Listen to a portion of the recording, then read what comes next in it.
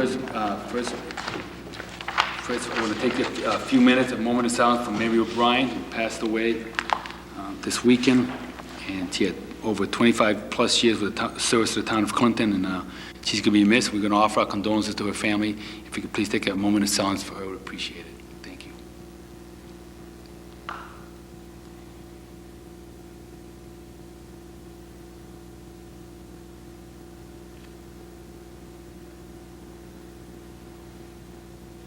Okay, thank you. First item on the agenda is review of the minutes. What's the pleasure of the board? Where Tony wasn't here, I don't know, would you rather me table until we have a full complement? We can do that if you like. Make a motion to table, Mr. Chair? Is there a second? I second that. Okay. All in favor? Aye. The table until we have, when we come back to it perhaps later on, then when Joel comes in. Okay. Next item on the board is we're going to, 705, right on target. We have Donnie Lowe coming in to discuss the CDBG housing program for fiscal year 2005. Don, you want to step up and give us a briefing on that? Thank you, Mr. Chairman. In your packets, you have a memo from me. This is for the FY05 Community Development Block Grant, which we are prepared to start. One of the procedural things that we need to do to begin every grant is to appoint a housing rehab specialist and a lead specialist. For the last two block grants that have gone very successfully, Joel Frisch of NGI and Christine Caulfield of Caulfield Environmental have performed those functions. I've advertised for consultants and done the interviews, and my office has been very pleased. More importantly, the homeowners have been very pleased with the performance of these two people, and I request authorization by the board to enter into a contract with these two consultants for these positions. I have the contract in a folder that I will leave behind. The town solicitor has reviewed the contracts as to form and deemed them to be appropriate. We don't have a copy of that contract in the package, do we? No. Does the board want to look at that contract prior to voting on that? It's a contract with employees? It's pretty much the one we've been using for the last. Solicitor has reviewed it. Dennis has reviewed it, I'm okay. And did pretty much say in the contract on the Actually, it's boilerplate that the state provides. Right, exactly. And they've been doing this for a few years now, about 4 or 5 years. We've had Mr. Frisch since March or April of 2002, and we've had Christine Caulfield for at least 2 years, possibly 3. They've worked on the FY02 and the FY04 grants, and they did a very, very good job for us. I'd make a motion, Mr. Chairman, that we approve these appointments as presented by Mr. Lowe in his office. Is there a second? I'll second that. All in favor? Aye. Motion's passed. Yeah, thank you very much. I'll leave the folder with Joyce. Thank you, Donnie. Thank you.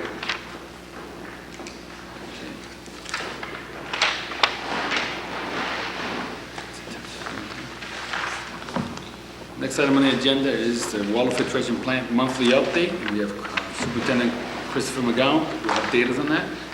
Yes, actually, we haven't had a monthly update in a while because there hasn't been a lot going on.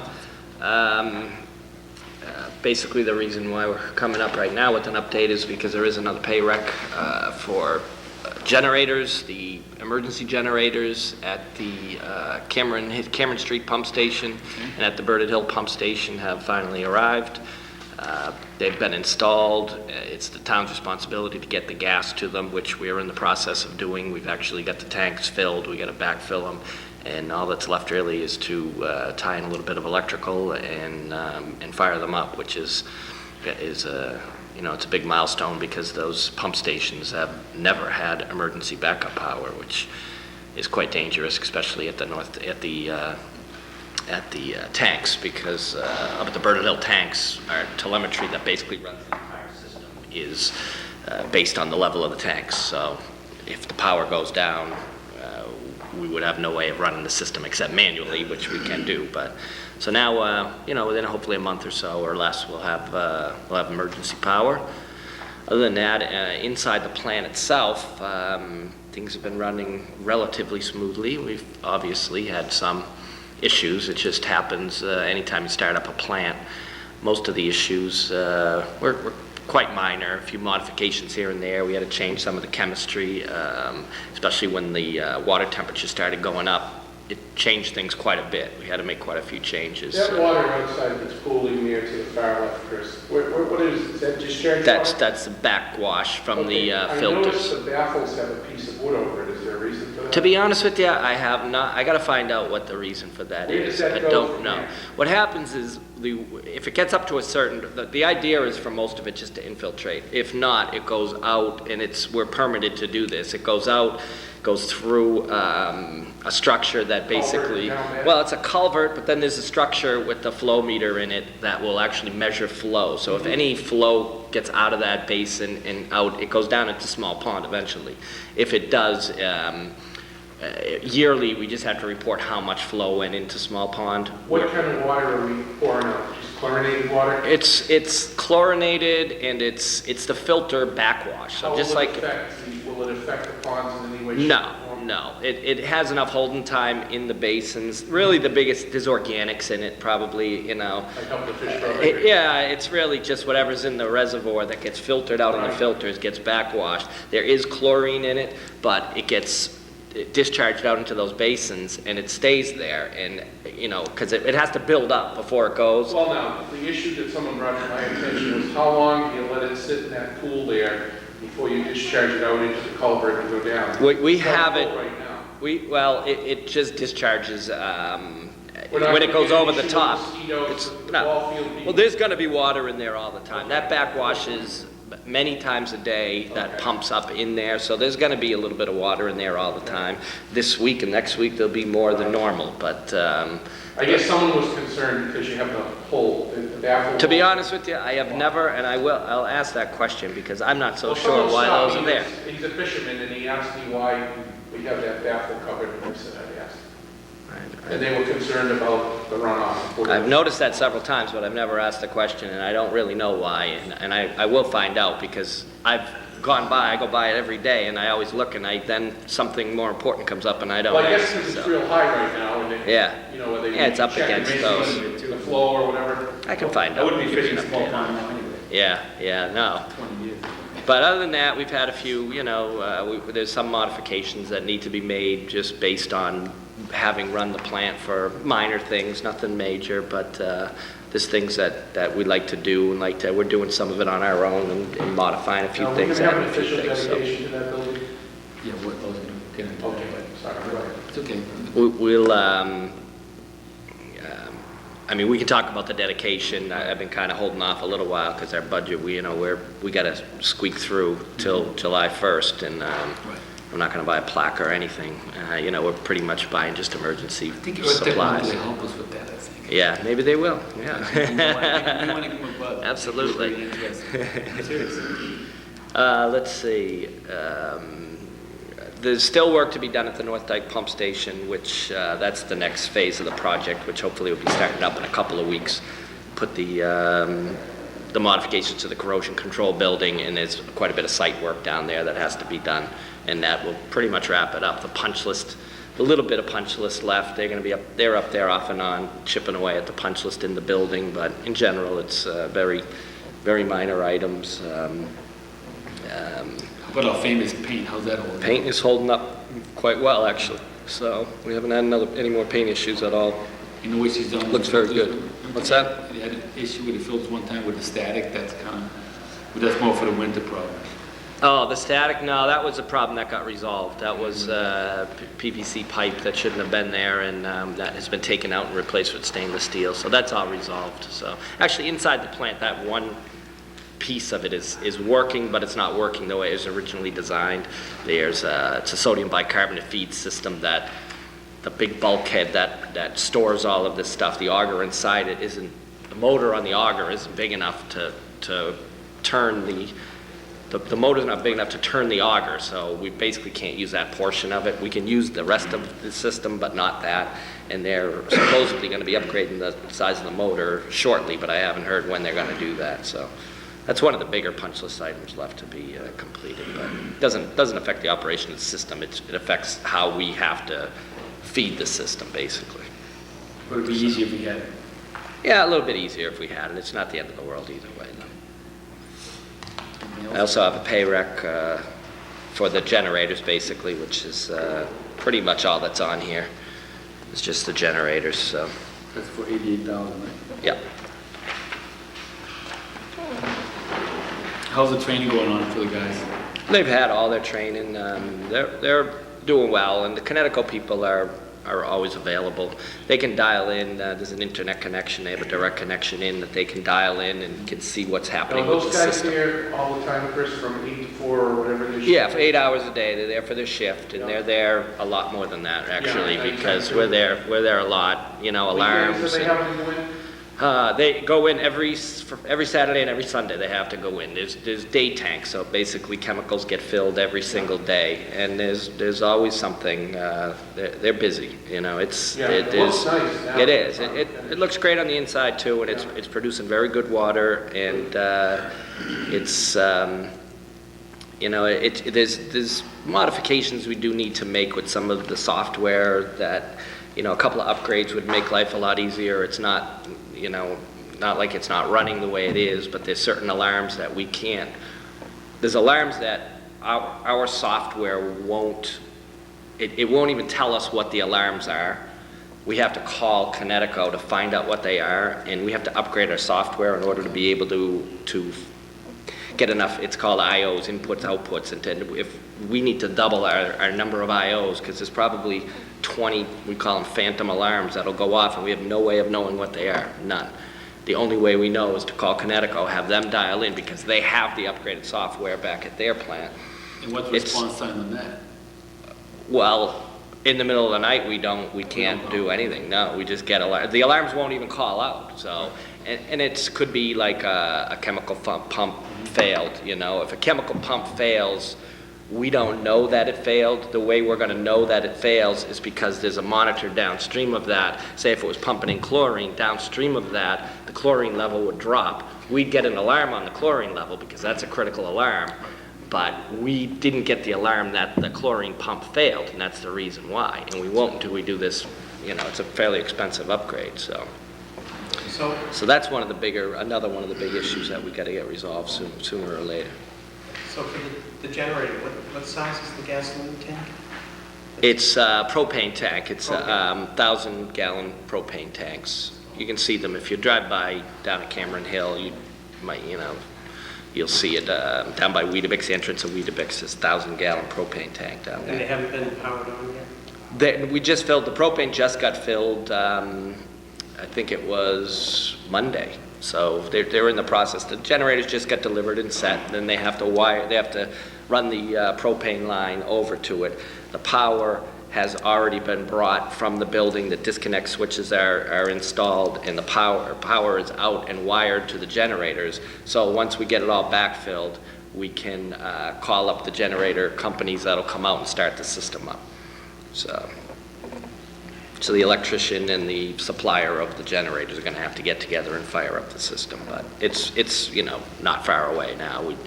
I mean, I haven't had a chance to review this payment, and I'd like a chance to do that before, I mean, I don't know when we're scheduled to pay Probably gonna this. meet next week, is that gonna be a problem? I mean, if it has to wait till next week, it can wait till next week. You know. I mean, we just received a copy of this. Yeah. It Just- comes in your pack, just received it right now, you It was didn't just- get it? it Oh, was it wasn't in just the given to package, us. so they were late sending And it? you email to like, you know. So they were late sending it, okay. It said until Tuesday, so Yeah. they packed Well, if you meet next week, it shouldn't be an issue.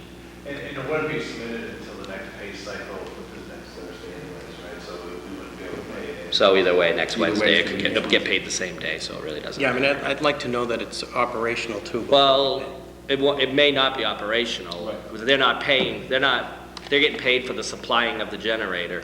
They're not getting paid for starting up the generator. There's still money being held to start up the generator. Okay. So they're not gonna be 100% paid on that item. pay. Okay, that's why I So, want to yeah, review there's this. money being held to start the generators. Okay, the motion to table this until next week. So moved, Mr. Is Chairman. there a second? Second. All in favor? Aye. Aye. Anything else, Chris, you want to? No, that's it on the filtration plant. Okay. Well, thank you so much for the update. Got it. Yep.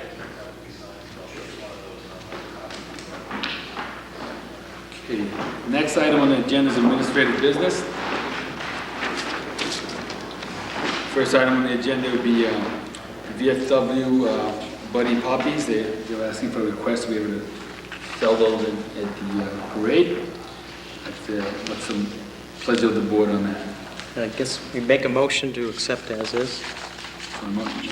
Is there a second on that motion? I'll second that motion. All in favor? Aye. Is there discussion? Any discussion? No, Mr. Chair. Okay, all in favor? Aye. So We want to thank them for their dedication, too. This is a tremendous thing that quite a few people get together and get out and raise money for the disabled vets. It's a great endeavor. They do a good job every year, you know, for the cause also. Thank you, Mr. Silky, as well. Next item is the police monthly report that Chief Levenger submitted. Did we get a chance to review it? What's the pleasure of the board on that? Mr. Chairman, I'd vote that we accept it as presented by the chief. Is there a second on that? I'll second that. Any discussion on the matter? No, sir. If no discussion, all in favor? Aye. Next item is the DPW monthly report submitted by Superintendent Christopher McGowan. What's the pleasure of the board? I actually have just a question on that. It's Chris.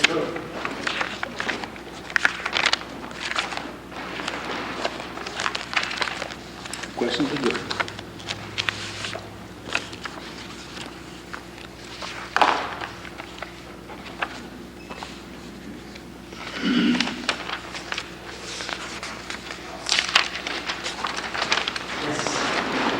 A question for you. Selectman Florentino has a question. Take a seat there. Thanks for returning, Chris. No problem. The question I have is on page 1 of the actual and budgeted expense sheet. I don't have it with me, but anyways. Okay, well, I can- If you just say what it is, I'll It's the DPW snow and ice yeah, line item. It was budgeted for $60,000, yeah, and it's now at a negative $162,000. yeah, that's typical. Every year we spend $200,000, $300,000 in snow and ice removal. $60,000 is the budgeted amount. It's one of the, and Michael could probably explain it more than I could, but it's one of the items in your budget that you are allowed to overspend. So basically the same amount gets budgeted every year. I think what the law says is if you budget, you can never budget less than you budgeted the year before. So if we went in and budgeted $300,000, because that's what we thought it was going to cost, and it ended up that for some reason you didn't have any snow at all, and you only spent $100,000, you have to budget that $300,000, and then you have to budget it every year after that, if I'm not mistaken. So it's always budgeted at $60,000, and then the money is made up in the next fiscal year is when the balance of that gets paid, or not paid, but it gets allocated the following year. It's just a budget item that gets paid that way. It doesn't get paid in that fiscal year. It'll get taken out of the taxes from the following fiscal year. And you could maybe clear Right, it yeah, up. it's one of the legal deficits for snow and ice, debt payment, that you didn't have the appropriation, you can still make those payments. Snow and ice, in order to plow, to be able to get that streets open, you can make those payments, and then you raise the money on the next year's budget.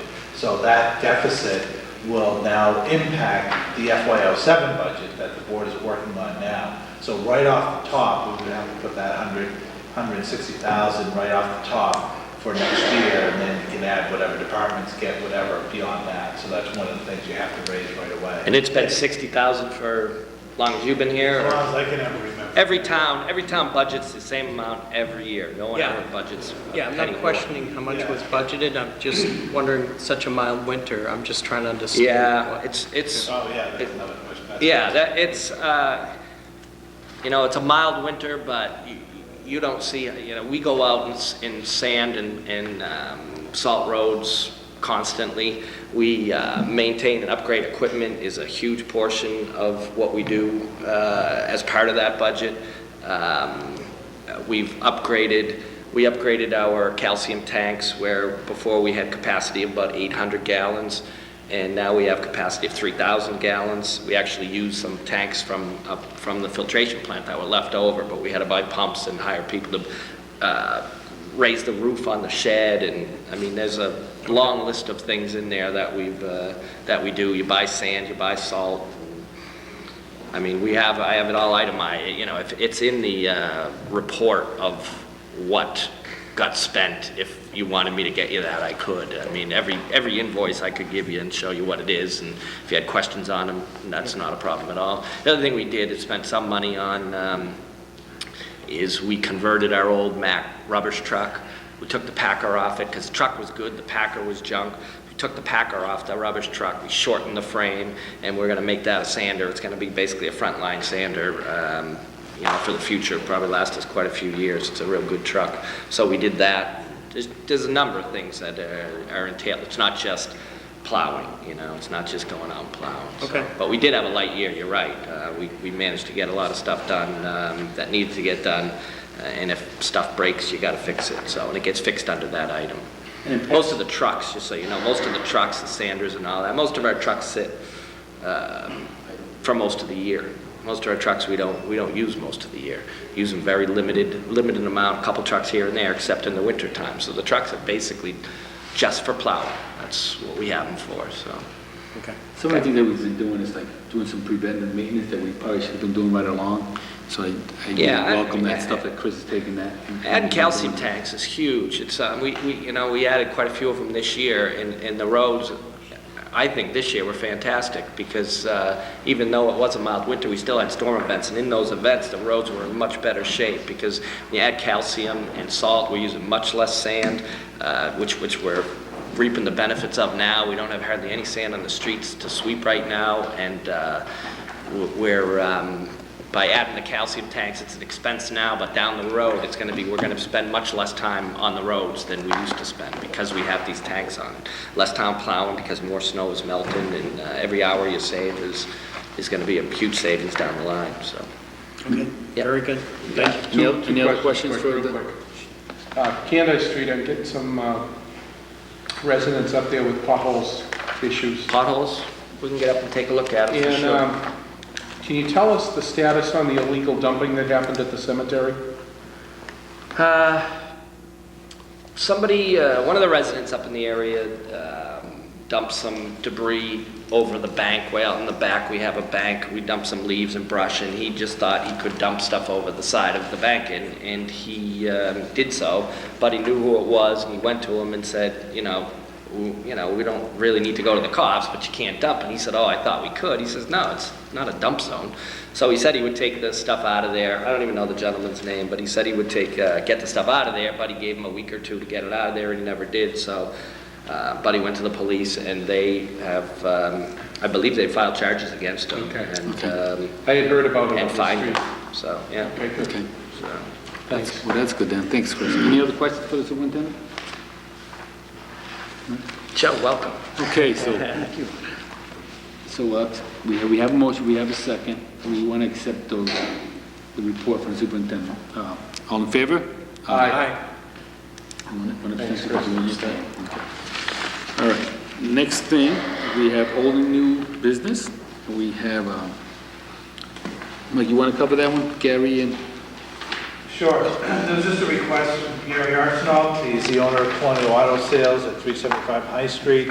He's just looking to change the name of his business. Doesn't want to change anything on the license, just the DBA to Arsenault Equipment instead of Colonial Auto Sales. Does this warrant a new hearing or anything, or it is a change of ownership? It's Oh, it's not It's ownership. not ownership. It's not It's ownership. changing- Just change the name. It's just the company Okay. title. There's Oh, okay. no change of ownership or license, vehicles or location or any of that stuff. It's just a DBA. But before it was cars before? Or was it? Yeah, that's all he has a license for is cars. Yeah. Okay. Yeah, so, I make a motion, Mr. Chair, that we do the name change as presented to Michael Wood. Is there a second? yeah, I'll second that. Any discussion on the matter? Be no discussion? All in favor? Aye. Okay. zoning bylaw change. Mike, would you give us a briefing on that? Yeah, just the selectmen, in response to opening the warrant, received a citizen petition proposing a change in the Clinton zoning bylaw. The state statute requires that the selectmen within 14 days submit this petition to the planning board. This planning board has to have a hearing and present a report to town meeting as to whether they feel it recommend or disapprove to the town meeting. So this here, if the board would authorize me to pass that on, I can submit it to the planning board tomorrow so they can set up a hearing. And being a citizen petition, we have to put it on the warrant, correct?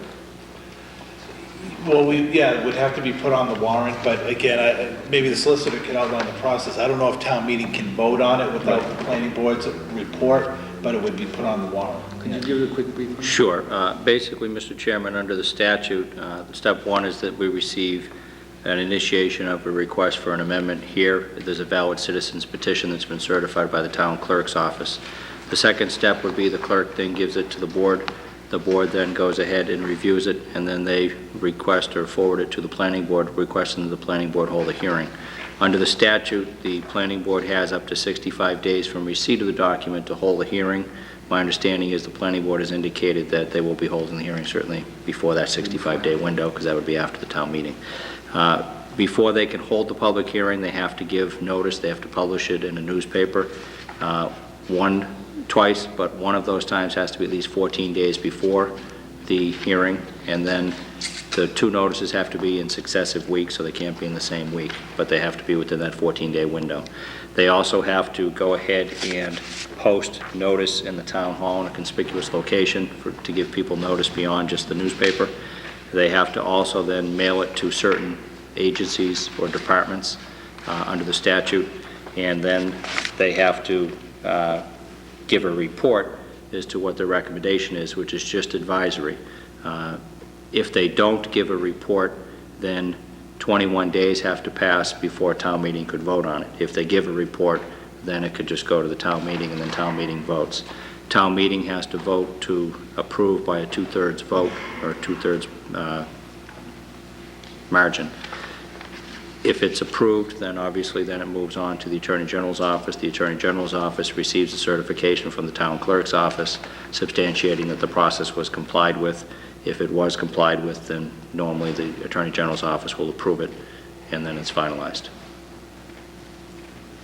I got a question for you. If that goes before the planning board, okay, and they approve it, they'll either give it their seal of approval or say, no, we don't like it. I thought the 2/3 vote only came into play if they disapproved it. No, a 2/3 vote for any zoning change is required. Okay. That's required by statute under Chapter 40A, Section 5. Okay, thank you. And if you'd like, I can certainly provide a copy to the board. Thank you. Any other questions? But if they vote to disapprove or they give a negative recommendation, that's just advisory to the town meeting. Right. So it's not conclusive one way or the other. Town meeting makes the decision as to whether or not they're going to adopt it. Right, so that's get put on the warrant anyway, correct? Correct. But if the process isn't followed correctly, then it would be struck down by the Attorney General if it was approved at town meeting and it wasn't in compliance with the statute. Okay. Thank you, Mr. Solicitor. So after the board reports it out tonight, I'll contact the planning board to make sure that they do the appropriate notice for the newspaper and whatnot, and I'll delineate for them what the requirements are under the statute to be put into that notice. So, Mr. Squally, any questions? Or- No, All set? I submitted a citizen's petition this week to the town clerk as well regarding something else. Okay. But I'm sure we'll get that in the next packet. What's the pleasure of the board?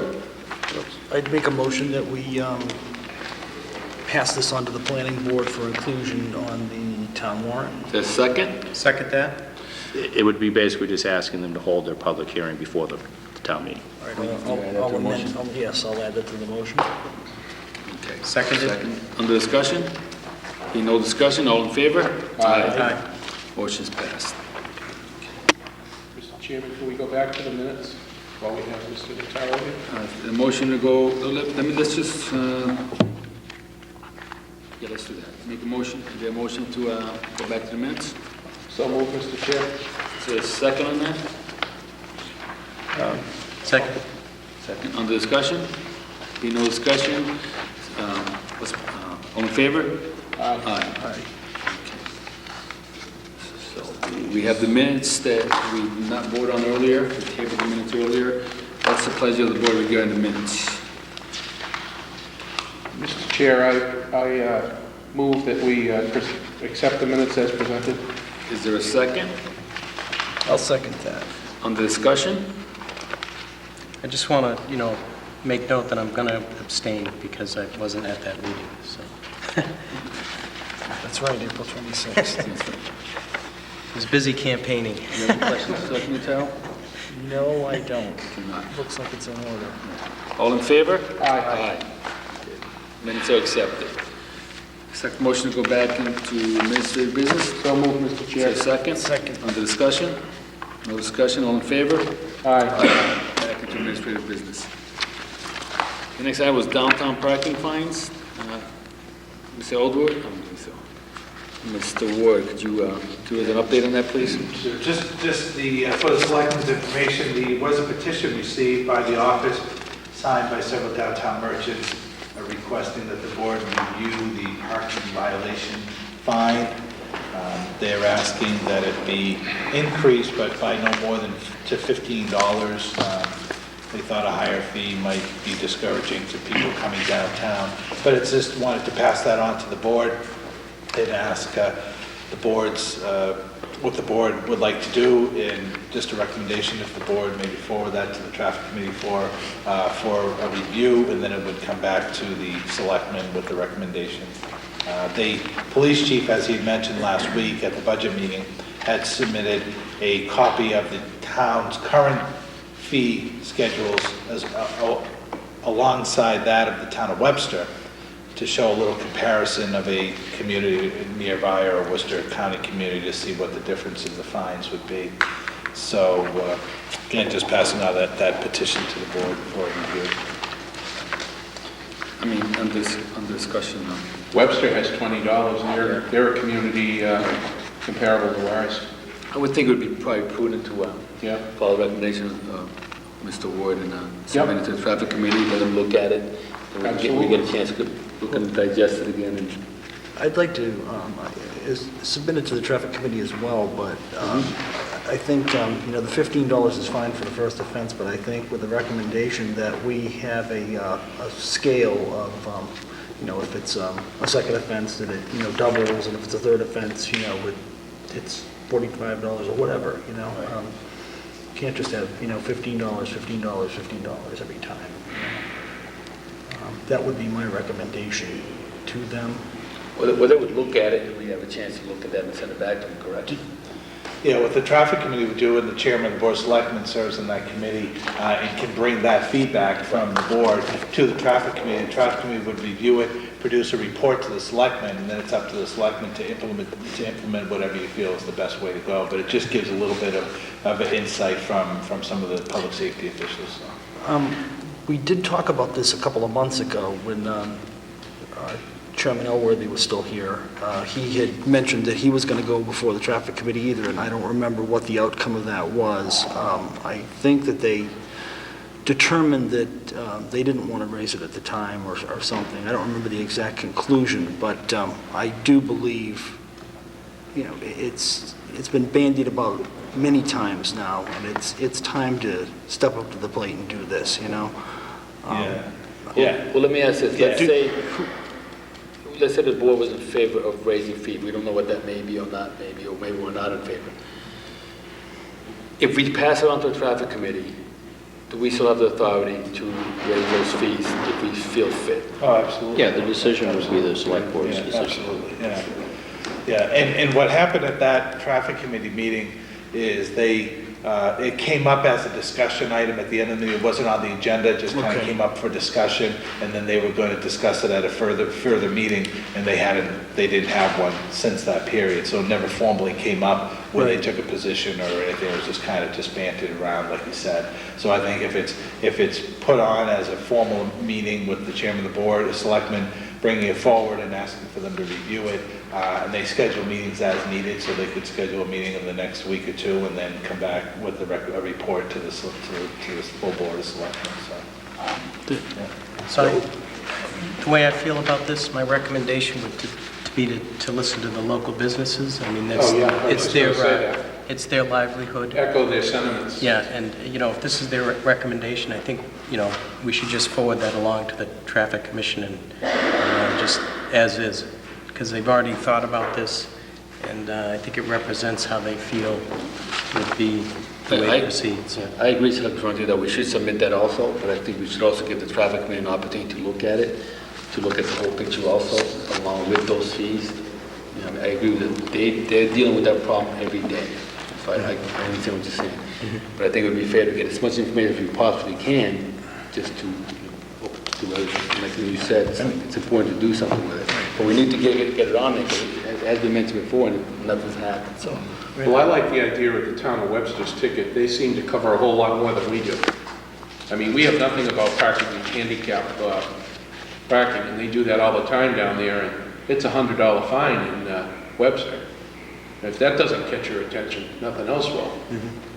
Their fine structure is not that much higher than what has been proposed by the downtown merchants. But it's the ticket is a little more detailed. I'd like to see if the chief or the traffic committee would be willing to offer that kind of recommendation to the board to follow. Sure. Still under discussion. Yes, there's the chief now. Well, let's, I would, as Selectman Fiorentino indicated, I would go along with what the merchants have said here. However, multiple violations, deserve a larger fine, so I'm in favor of a larger fine for multiple offenses. so what we can do is if we have like a punch list they would like to put in that meeting, I would like to get that information, the piece of paper, so we can just say, here's what selectmen would like to add on there for things to be looked at. Sure. I agree. I think we need to put everything on the table, do it once and for all, and get it over with. Because like you said earlier, we need to do this and get it over with. Because it's being abused by a certain field. Not everybody abuses it, and the merchants are being hurt because people can't park and use the business. If you'd like, why don't we just summarize that right now, and we can... Whatever the pleasure of the board is. So. Okay. So I'll accept a motion to everyone. Okay, well then I'd like to make a motion that we, number one, forward this petition from the downtown merchants on to the traffic committee with the, to ask for their recommendation on a parking fine structure, which includes multiple offenses. Secondly, to work with the chief of police on a potential new parking ticket, if you will, with the multiple violations that we don't have, including handicap parking, et cetera, and get back to us with a recommendation on these items. Is there a second on that motion? I'll second that motion. Any discussion on that motion? Be no discussion, all in favor? Aye.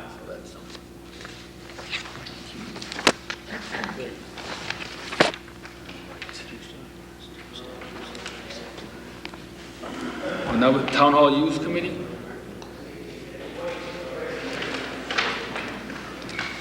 You want to go with the Town Hall I'm Use? sorry, yeah, just on the Town Hall Use Committee, there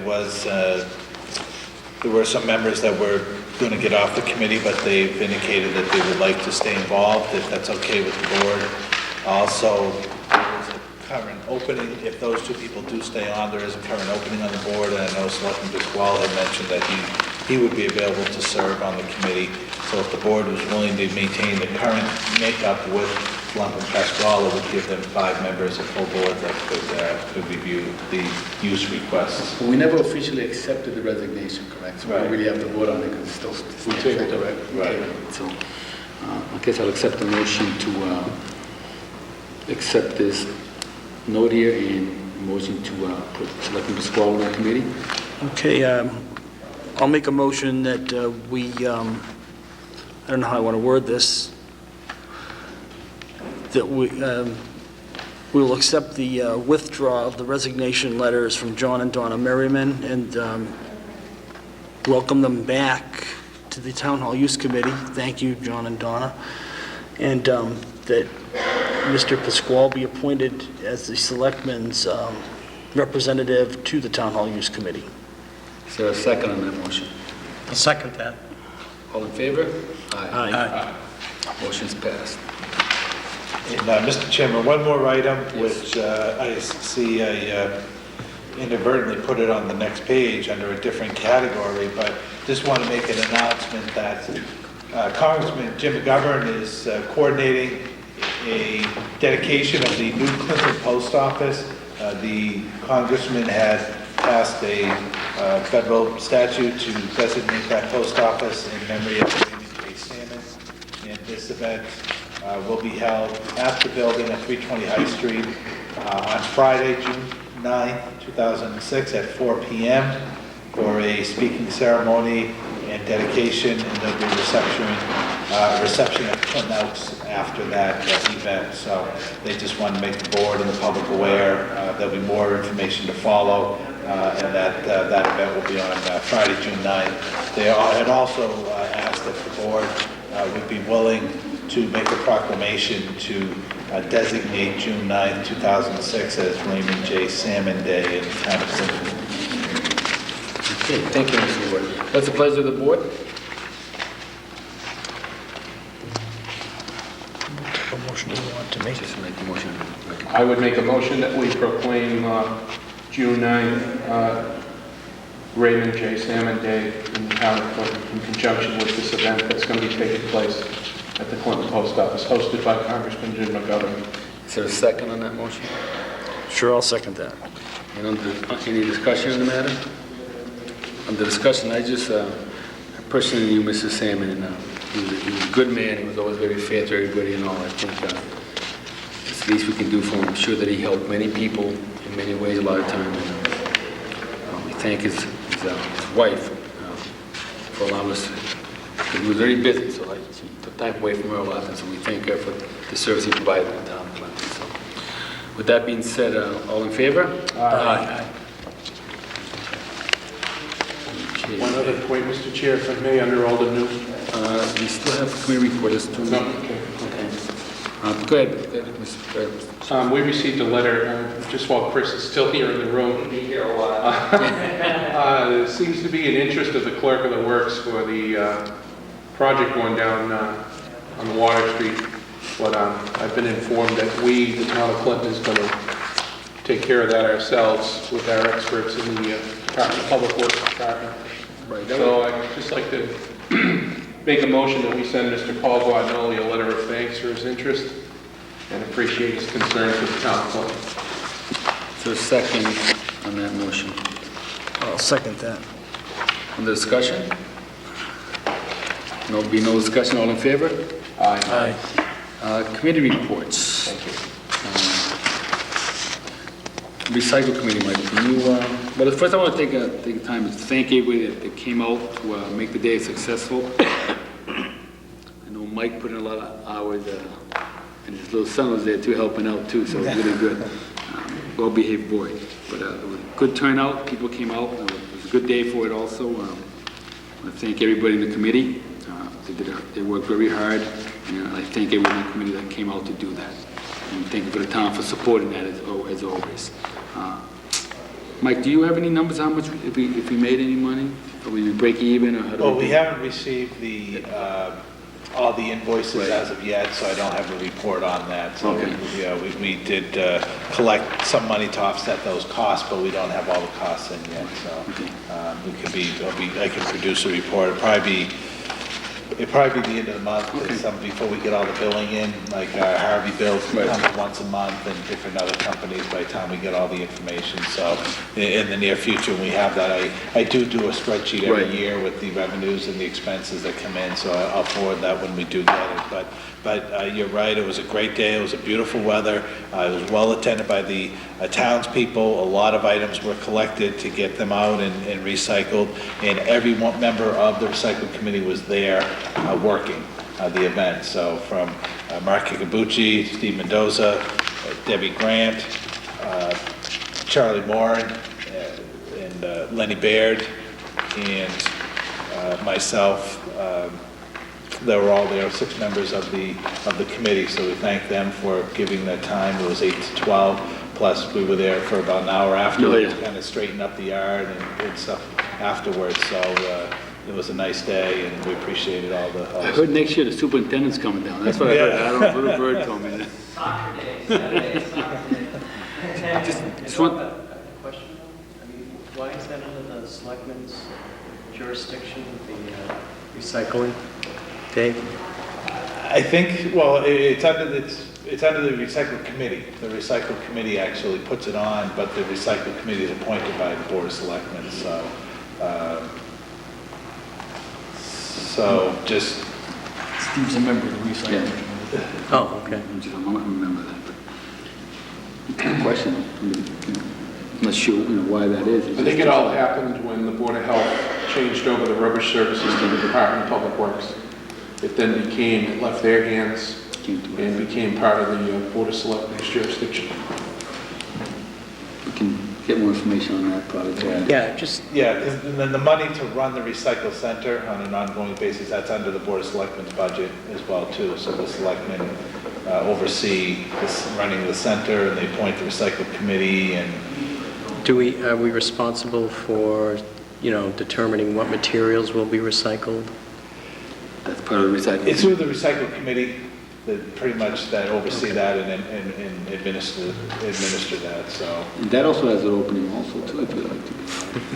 If you're asking something important for questions. Like, I actually, yeah, I mean, I have some information that I'd like to provide to who's ever, working on that. We always like active members. That's always a good thing.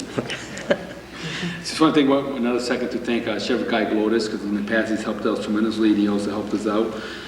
The trial court system also sent their people also help us out cleaning the yard, and I believe that they also help out with cleaning the town. Chris, is that correct? Guy Glodis, Sheriff's Department, sends people out to help out clean streets and stuff? He did. We had them out for almost 2 full weeks, about 5 inmates and 1 sheriff, and they did a fantastic job. We had them out, they cleaned a tremendous amount of trash up, hundreds and hundreds of bags of trash. It was well worth it. We had to buy lunch. It's well worth it, That's though. It was well worth it. We got areas cleaned up that have been really Dirty out forever. of the grounds for a long time, so it worked out great. Right, so we thank the trial court and Sheriff Guy Glodis for that. Any other committee reports? No, none at this time. Unless, did they put the granite bench up yet? I know they poured the foundation. They put the foundation. Yeah, they're moving, it's getting there. Yeah. Dale's ready to come in now. Yeah. Should be looking good by the morning. Great.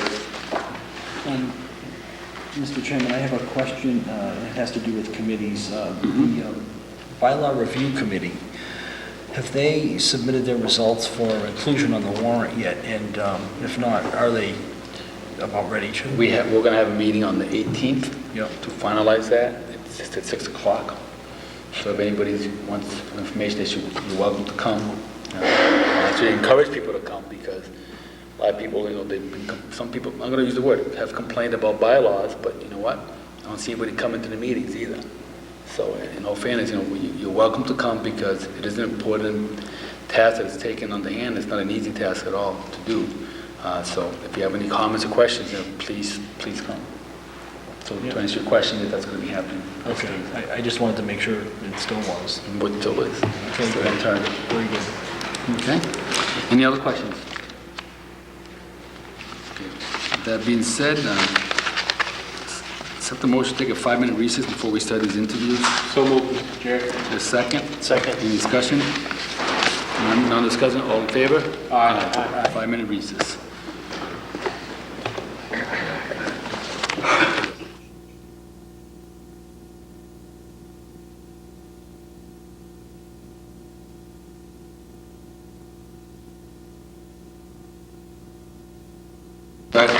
Interviews for the dispatchers. Let the chief know so we can bring the individuals in.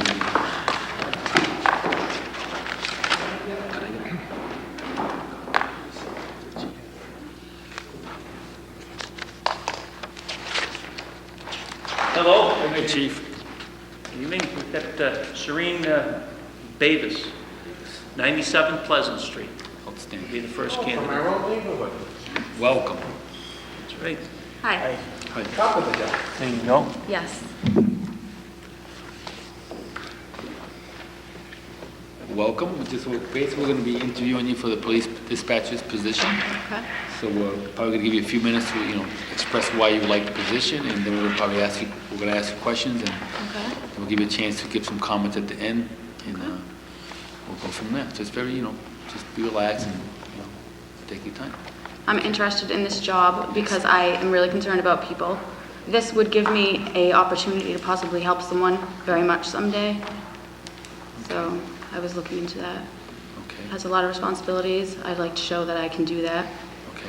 Good at multitasking, working with the people. Any questions from the board? Dr. Pasquale? My favorite question, where do you see yourself in 5 years? Hopefully working for you. Answer. Any other questions, Dr. Pasquale? You're aware of the shift that you'd be starting off Yes, I at? am. Third Yes. shift? Yes. It's no problem. I've explained to each of the candidates what the benefits of the job are, what's to be expected, and everything that's going to be expected of them. I've explained everything that they're going to need to know, the shifts, the hours, pay. So, and everyone that is here, I'm assuming, agreed that it's going to be okay. Thank you, Chief. Dr. Mattel, any questions? Sure. Okay, here's a hypothetical situation. What would you do if you were confronted with a person on the telephone calling you names, saying that they're going to make a complaint or whatever? What would you do? So if they're calling about a problem, I'd probably just ignore the names. They're probably upset about something. I'd stay calm and then continue to do what I'm supposed to do. Take down the problem, their information. Okay. So, have you ever handled any stressful situations where you had to verbally or physically confront someone? No, not at all. Okay. And have you ever had a job where you've had to provide service to a wide variety of people from many different backgrounds? Yes. Okay. I work in customer service. I've been doing that. I'm pretty good with working with all kinds of people. Okay. Very good. That's all for now. Lieutenant Florentino, any questions? Yes, I'm going to ask one question of all the candidates. And my question is, given your experience, your work experience, could you give me an example of how you handled multiple interruptions and non-scheduled requests? Okay. I've actually worked at a hardware store, answering phones, ringing up people, trying to help customers, find what they need to look for. It can get a little stressful, busy scene. Okay. Childcare, I've done childcare. That's working with children. That's extremely busy all the time, so I think I could handle that. Okay. That's it.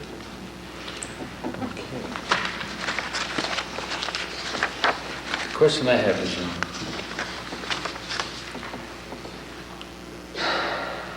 what would you do if you had a conflict at work with one of the police officers in the force? How would you handle that? I'd probably bring it up to the chief and just explain to him I'm having, a little problem with someone. I wouldn't take it upon myself to interact with them, just in case it became heated. We wouldn't need that conflict at work. Okay, thank you. Anything else you would like to add to the interview process? No, thank you. Okay, thank you so much. Yeah. Is there anything in your background, what in your background makes you feel that you're the best candidate for the job? You're considering your education, experience, or do you know foreign language? What makes you feel that you're the best candidate for the job here tonight? I just feel I'm really good at dealing with people. In a tough situation, I'd probably be able to keep them calm. I'm good at calming people down. That's really it. Okay. Thank you. Thank you very Thank much. you. Thank you, sir. Thank you. Next candidate, Chief? Yep.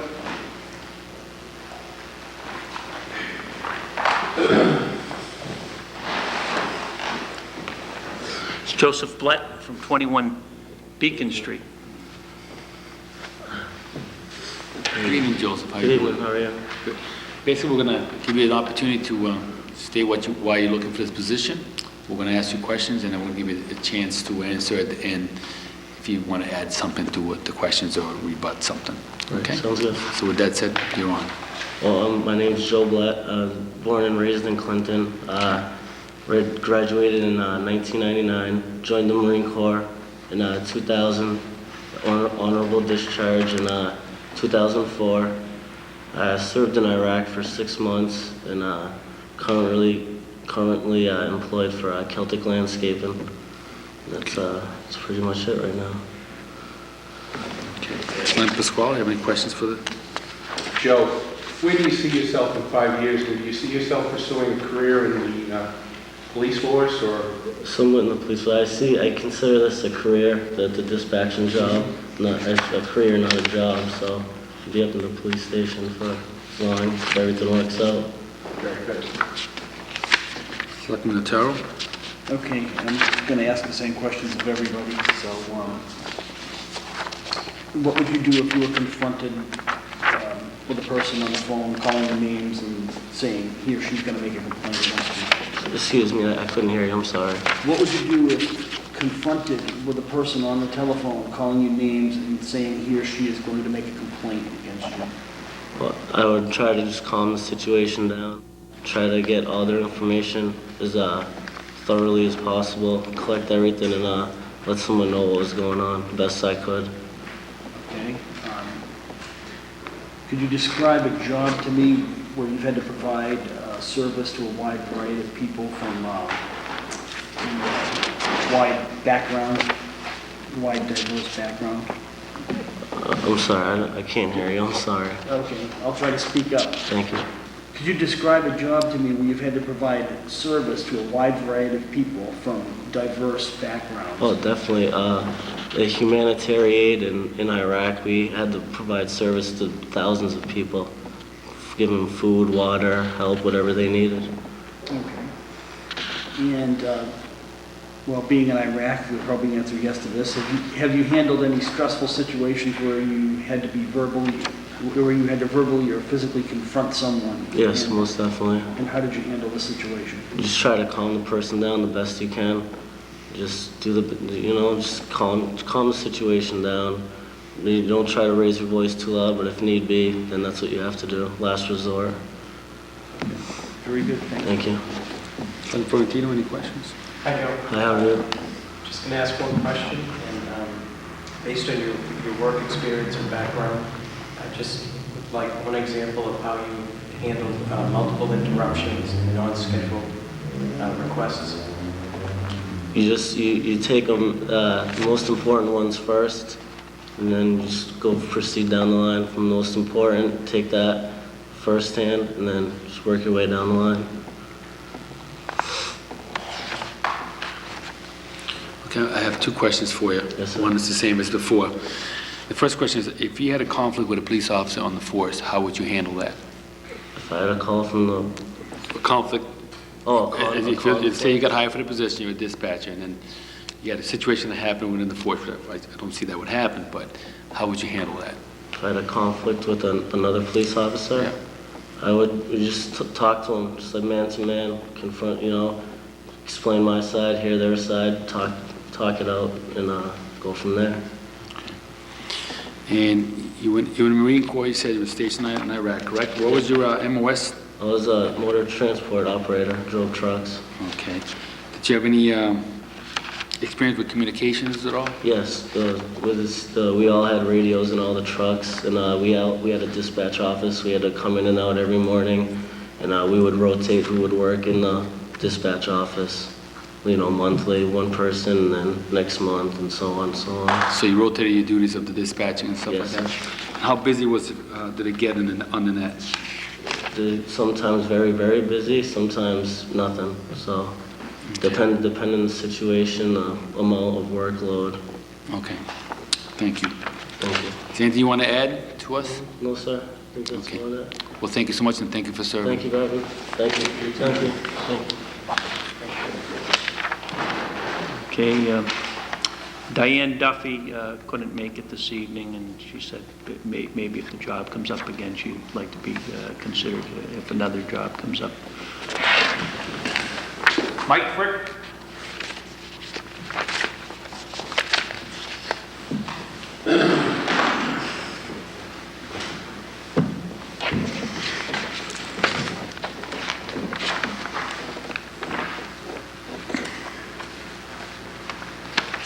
Hi, Mike, how you doing? Good, how are you? Well, thank you for coming today. And basically, we're going to give you an opportunity to state why you would like to be hired for the position. We're going to ask you some questions as to try to establish why you should be qualified for the position. And last thing we'll do is you'll get an opportunity to answer, or rebut whatever, you can talk about if you forgot something like that you want to add on to it. Okay, so with that said, I want you to tell us why you would like the position. Well, my name is Mike Frick. I'm from 24 Oak Street in Clinton. I've been here my whole life. I definitely like this job. I think I could do very well at it. I have a Spanish background. Took Spanish in school for 8 years, 2 years of it at college. I think I'd be great for the community. I know a lot of kids in town, a lot of adults in town. I coach youth football in town, work at the St. John's Gym, I referee basketball, so I know a lot of people from town. So the community involvement is a good thing, and that'll help me with this job, I think. Okay, thank you. Selectman Pasquale? Michael, where do you see yourself in 5 years? Do you see yourself going a step above this, maybe become a police officer? Tell me where your career is set. I wouldn't say in 5 years. I think this is something I don't want to do for the next 10 to 15 years, and then maybe, when I get 35, 45 years old, maybe pursue a police officer job. But, for the most part, 10 to 15 years, I think I'd like this to be a dispatcher. Thank you. Selectman Otero? Okay. What would you do if confronted with a person on the telephone calling you names and saying he or she is going to make a complaint? That's something, you encounter every day at every job, I think, especially at my job. I work in the environmental field, so we come across a lot of issues. People like that, you can really turn around a situation with conversation, I think, and take the negative out of it and start talking in a positive manner and solve the problem almost on your own. I don't think you need anyone's help in that. And then if someone didn't want to talk to you for whatever reason, you can always, have someone else speak to them. Okay. Could you describe a job that you've had where you've had to provide service to a wide variety of people from diverse backgrounds? Definitely. Coaching football. I wouldn't say it's a job, but coaching football, I encounter kids of all different types of backgrounds. I've done all different ages, from 10 years old up to about 15 years old. Then you encounter their parents, of course. And, every kid grows up in a different home. And working with the kids, you see every kid you got to treat differently and work with differently. And I think that would help, definitely. Okay. So, have you handled any stressful situations where you had to verbally or physically confront someone? And if so, how did you handle that situation? Never physically. Okay. Verbally, yeah, a few times at my job, people get upset with the way you're doing something at your job. If there's someone higher above you, you change the way you're doing it and you do it their way, I guess. Okay. Thank you. Yes. Hi, Mike. Hi, how are you? Good, thank you. Good. Just have one question. Based on your, life experiences or your work experience, could you give me an example of how you have handled multiple interruptions and non-scheduled requests? By that you mean like interruptions in You're the working work. on, a current task and you're interrupted and have to be diverted to another task. I'm almost a multitasker, as a lot of people say about me. I can pretty much do 3 things at a time and do them all at 100%. Interruptions, yes, you get them during the day, especially where I work now.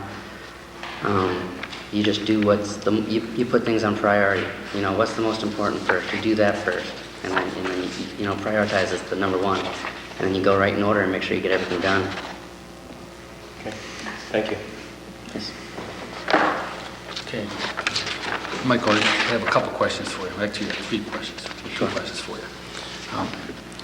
Yeah, I think you touched on it a little bit, but let's say if you had a potential conflict with a police officer on the force for some reason, which would not happen, how would you handle that conflict? Well, I think first is you try to confront just the police officer and you guys try to work it out. And if that doesn't happen, then you go to someone higher up above that. I think that would be the way to do it. And can you elaborate a little bit more on your Spanish? Yes, I mean, I held conversations. I actually worked a job with 2 Spanish guys, landscaping. I ran the crew, and that's all that worked with me, 2 Spanish guys and myself. They were both from Guatemala. They did not know one word in English, except hello. That's the only one I could teach them. And I was able to work with them for 4 years, held conversations with them throughout the day about their family, my family, work, and anything else that came about. So can you read it? I definitely can, yes. And you can speak it? I can speak it. I say I'm better at speaking it than reading it. Okay. I can write it, but spelling could be off in Spanish because of the way the accents are. And why do you think that's an asset? Well, I think in this town especially, and throughout the whole United States now, you're going to have a lot of Spanish-speaking people over the phone, and it helps. I mean, they'd feel more comfortable speaking to you in Spanish than they would English if that's their primary language. Okay. Okay, thank you, Michael. Anything you want to add to this process? That's about it. Okay. Thank you. Thanks so much. Chief, you have anything? Nope. Good job. Thanks, Mike. Thanks.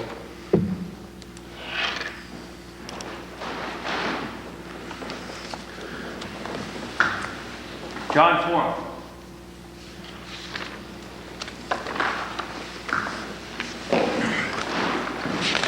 John lives at 63 Woodruff, Clinton. Good evening, John. How you doing? Excellent, you? Good, thank you. Basically, we're going to give you a chance to say why you want this position, why you think you're the best candidate for the position. We're going to ask you questions, and then at the end, we'll give you a chance to make another statement as to if you forgot something, if you want to add something else that you may have forgotten. Okay? Okay. So with that said, why don't you tell us why you're interested in the position? Well, my grandfather worked at the fire department, and I've always been interested into civil service. I've been aggressively trying to get onto the Clinton Fire Department, and I'm scheduled to take the exam next month. I think that this position would be excellent experience for me within my future to see if I want to pursue the fire department or possibly get onto the police department. Anything else you want to add? Selectman Pasquale? Hi, John, how are you? Excellent, you? Good. So you see this job in 5 years, you see this position as a stepping stone? You don't feel as though this is going to be your lifelong career? I believe that I've always been interested within the fire department and the police department, and just an extra push would be, anything I could get to figure out what I want to do. But I could see this position as being a career. Anything else? No, thanks a lot, John. Selectman Otero? Okay, what would you do if confronted with a person on the telephone calling you names and saying he or she is going to make a complaint? Well, I would treat the person with respect, discretion, and I would try to calm the person down and handle it in the most professional way that I could possibly do. Okay. Can you describe a job that you've had where you've had to provide service to a wide variety of people from diverse backgrounds? Yes, I worked at Best Buy as a media specialist and dealt with customers of all different sizes, all different races, everything. Okay. And finally, have you handled any stressful situations where you had to verbally or physically confront someone, and if so, how did you handle the situation? Not that I can think of, no. No? You didn't have any customers in the store yelling at you, or? I mean, I've dealt with many different bosses that were screaming at me in my face and Yeah. just basically taking it in stride, taking a grain of salt, just being calm and treating them with respect. And, they're my boss, so got to treat them like, with the authority. Okay. Thank you. Selectman Valentino? Yes. Hi, John, how you doing? Excellent. Just have one question. Based on, your life experiences or your work experience, could you provide the board with one example of how you've handled multiple interruptions and non-scheduled requests? Well, most likely Best Buy, I've dealt with many different customers, both in physically in front of me, phone ringing, different people asking me questions to help them out. It was hectic, especially around the Christmas shopping season. Okay, so how did you handle if you were working with a customer and the phone was ringing? Depending on whatever one was the most important, depending on, who had been there first, it's tell people to, hold on, I'll be right with them. Just handle them one by one. Okay, thank you. Okay, I have a question for you. If you had a conflict, for example, with a police officer at the station, okay, which way would happen? How would you handle it? I would confront the officer in a respectful manner, and depending on what the situation was, if it was something that was illegal, I would have to obviously go above and, talk to the chief if it was something of that manner, but if not, I would handle it professionally. Do you speak any other languages besides English? I don't know enough Spanish to. You know some Spanish? Yeah, the words I know I wouldn't be able to use on the phone. Okay. Is there anything else you'd like to share with us? No, I think that's it. Okay, well, thank you so much. Chief, you have anything? Thanks, John. Yeah, thanks, John.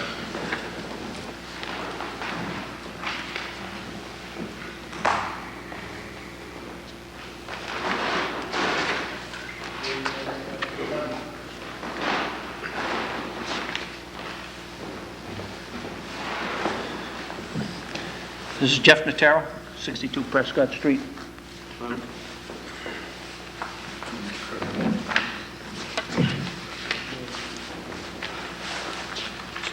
you doing, Jeff? Good, how are you? Good.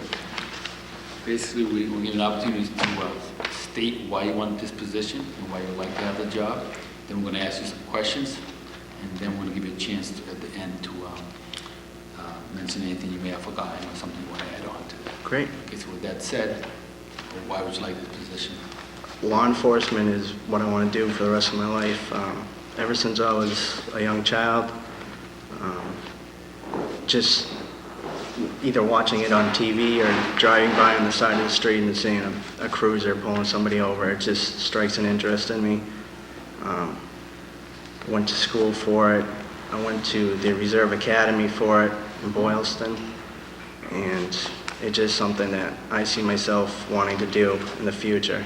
It's just, nothing else strikes an interest. It's in my blood, I think, hopefully. Anything else you want to say? No, sir? He pretty much answered my question. Yeah, basically, That's this the is, question I've been asking everybody else. this is a stepping stone for myself that gets my foot in the door, get around the law enforcement environment and work myself up in the ladder.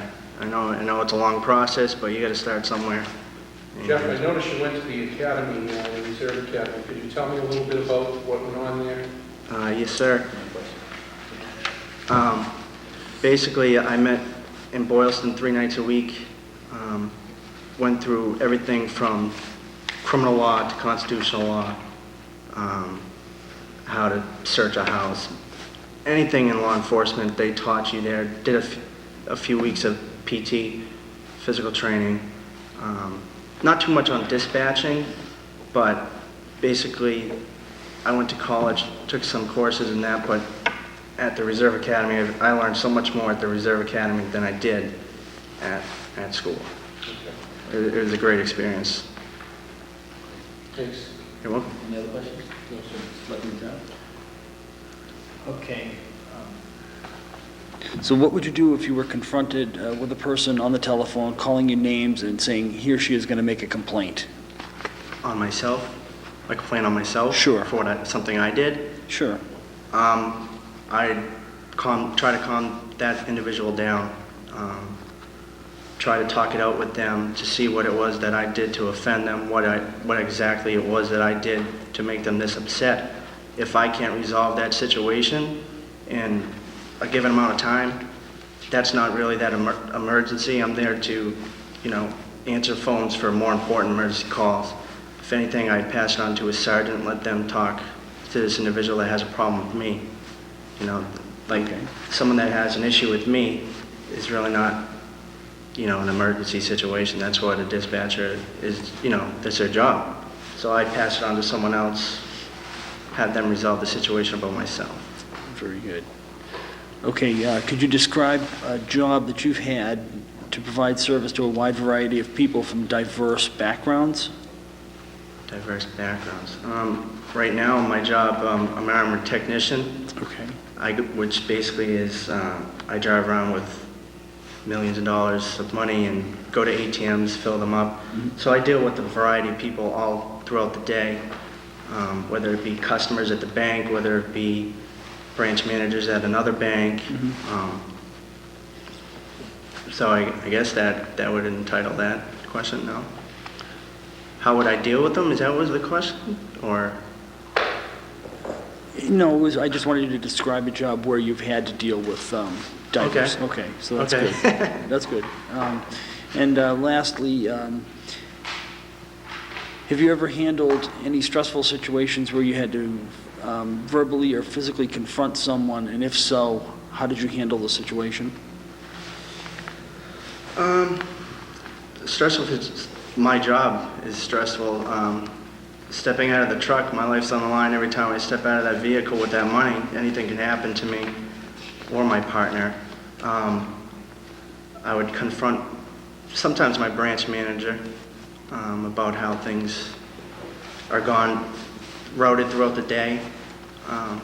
There's something I would bring up with a higher ranker, as in my branch manager or my regional manager. That's okay. That. Thank you. You're welcome. Hi, Jeff. Hi, how's it going? Good, thank you. Just have one question. Based on your life experiences or work experience, could you give the board an example of how you have handled multiple interruptions and non-scheduled requests? I'm a person that I'll calm down. Are you...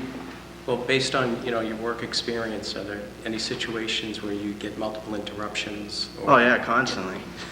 Could you give the board one example on how you handle it? My job right now, again, as an armored technician, I'm putting money into a machine, and I've got people walking behind me. I'd be at Faneuil Hall in Boston, and there's hundreds of people walking behind you. You don't know what's going to happen. People walk up, oh, when's the ATM going to be ready? Do you have any free samples? Joking around. And you have to calmly say, could you please, give me some space here for my security. I need to fill this money and get out of here as soon as possible. I don't want to be sitting there explaining myself when this machine's going to be done and how much money I'm putting into the machine. So I just calmly explain myself to the person, tell them I'll be done, and be on my way. So that's how I handle a situation in that. Okay, thank you. You're welcome. How would you handle if you had a conflict with a police officer on the force if he had this job? How would you handle that? What would you do? I would approach the officer myself. I would find out what it is that I did to upset the individual. If I can't resolve it, if it's something beyond what I can do, I would go and speak to whether it be a sergeant, a lieutenant, or the chief himself, and just let him know, I don't know what it was that I did to upset this officer, but I don't want it to distract what's going on around here. I don't want what's going on between me and him to ruin, what's going on at the police station between me and an officer.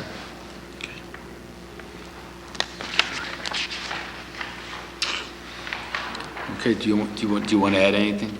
I just want to thank you all for letting me come here and present myself in front of you, and thank you. Well, thank you for coming. Thank you. Thank you, Chief.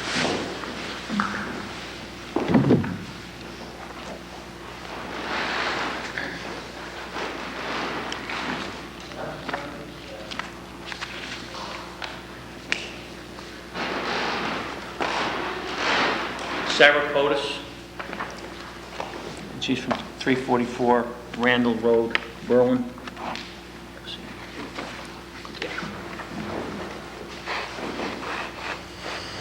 Hi, Sarah, how you doing? Good evening. Good evening. Basically, we're going to give you an opportunity to tell us why you like this position. Then we're going to ask you some questions, and then we'll give you a second opportunity to, add some stuff if you forgot something, or if you want to, follow up on something else. Okay. Okay. So with that said, why would you like this position? Well, I've always been interested in the public service field. I have my basic EMT certification, and I was planning on going and working as an EMT, but I decided I wasn't ready yet, and I wanted to do something along those lines, get myself ready for it, eventually maybe become an EMT, but right now I thought about being a dispatcher, so I thought that would help me. Anything else you'd like to add? No? No. Okay. Selectman as well? She answered my I question. know. They're answering your questions. So essentially, you'd like to start off, get your feet wet and... Yeah, well, or work for, if I like the job, I'd stay for a while. But this is... 5-year picture frame, where do you see yourself, Sarah? Doing something along these lines, working either dispatcher or an EMT. Okay. Thank you. Selectman Otero? What would you do if confronted with a person on the telephone calling you names and saying he or she is going to make a complaint against you? I would try to stay calm in the situation, try and ask them what is the problem, why they're, sorry, could you repeat the question one more time? Oh, sure. What would you do if confronted with a person on the telephone calling you names and saying he or she is going to make a complaint against you? Say they Yeah. didn't like, the service you gave them or whatever. Okay, well, I would ask them what I did wrong, first off, to find out if I can fix it myself. If not, I go to a higher authority and let them know the situation, let them know what's going on, see if they could calm it down at all. Explain to them what had happened and what's going on, and see if there's anything we can do to reconcile it. Okay. Could you describe a job that you've had where you've had to provide service to a wide variety of people from diverse backgrounds? I've worked in customer service for a while. I've worked at Apple Country Market. I've worked at Cumberland Farms. So I've had to deal with the public a lot, and I've had to deal with angry customers, and I've had to be able to keep the situation calm when they do get out of hand a little bit. So. Okay. And have you handled any stressful situations where you had to verbally or physically confront someone? And if so, how did you handle the situation? Yes, a few times while working at different jobs. I'm always very calm in the situation. Try to explain to them what's going on, ask them what the problem is, and try and get a common understanding with the person. Okay. Thank you. Thank you. Selectman Frontina? Hi, Sarah. Hey. Just have one question. Based on, your life experiences or work experience, could you give the board an example of how you had to handle multiple interruptions and unscheduled tasks or requests? Oh, what do you mean by multiple interruptions?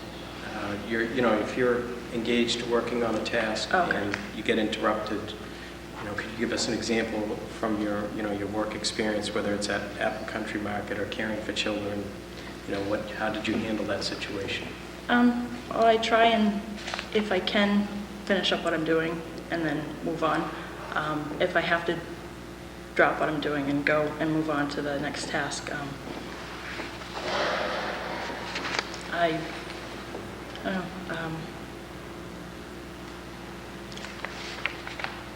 I don't really understand the question, I'm sorry. Well, say, the phone was ringing and the baby was crying. Oh, okay. Which, that type of situation, how would you handle,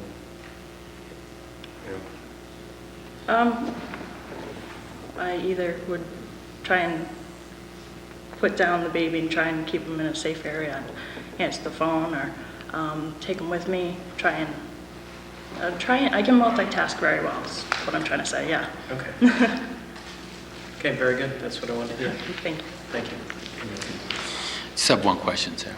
Okay, the question is, if he had a conflict or potential conflict with a police officer on the force, how would you address that situation? I'm sorry, what did you say? If you had a conflict with a police officer on the force, if you were the dispatcher, how would you handle that situation? I'd try and talk to the police officer first and try and understand and figure out what's going on. If I can't resolve it, I would go to someone higher or the chief and let them know and try and talk with them as well as the police officer and try and come to an understanding and before making any complaints at all. Okay. And I also noticed here that when you mentioned the certification for EMT, you said, did you get to train on any radios at all or anything like that? No, we didn't. We did just in class type of a little bit, but we didn't actually do anything on a radio at all. Okay. Well, thank you so much. Is there anything, would you like to add anything to? No, I've applied for the job a few times, and I'm really interested in the job, and I really like it. I feel like I would do it very well. Okay. Chief, you have anything? Nope. Well, thank you so much, Sarah. Thanks for coming up. Thank you very much.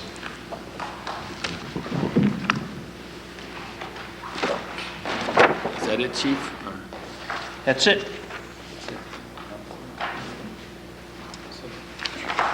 There was another candidate on there, David Needham. David didn't show up, he's not out there. I better check downstairs in case he's sitting downstairs, but I didn't see him out there.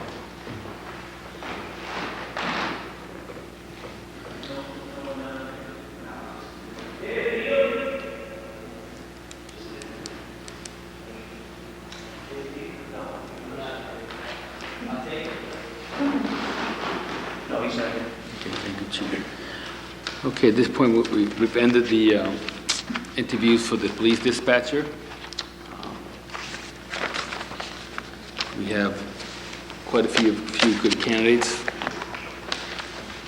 Everybody answered questions well. I think we got a good feel for what we need to do. How soon do you need this, Chief? This week? If we waited a week, would that kill you? Need him 2 months ago. Okay. You didn't yesterday, right?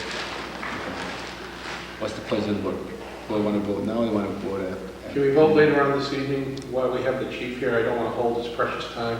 So we can do that, that's why I'm asking what you would like to do. So what we'd like to do is accept the motion to vote later on at the end of the meeting. I'll make a motion, Mr. Chairman, that we address the dispatch situation later on in tonight's agenda. Okay. Is there a second? Second that? Okay. Under discussion? Selectman Mateo? Okay. All in favor? Aye. So what we're going to do now, I'd like to accept a motion to go into executive session, go out of order into executive session for the police contract negotiations, so we can discuss that with the chief. Might talk to you about that. Okay. Okay. And, if we can do that, we can save some time.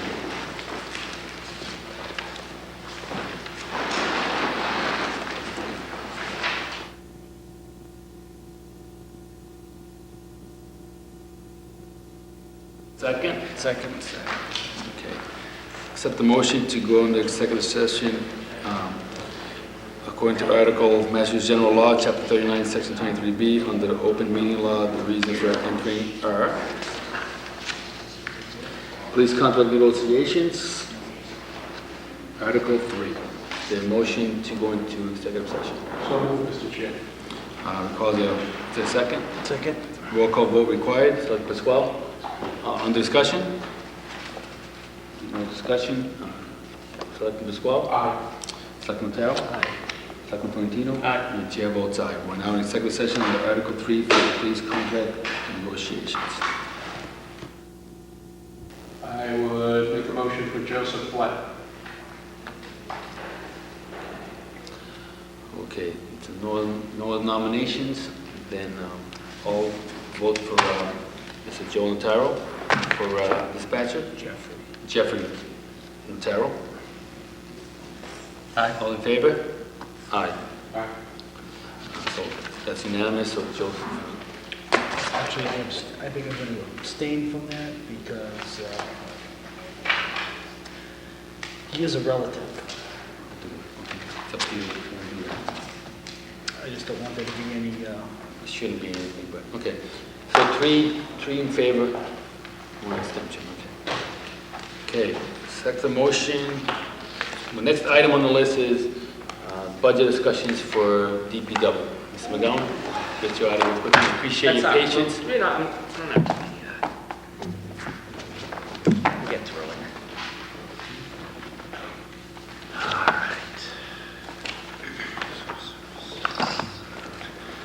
All right. Thinking that we would start with the road and cemetery. Okay.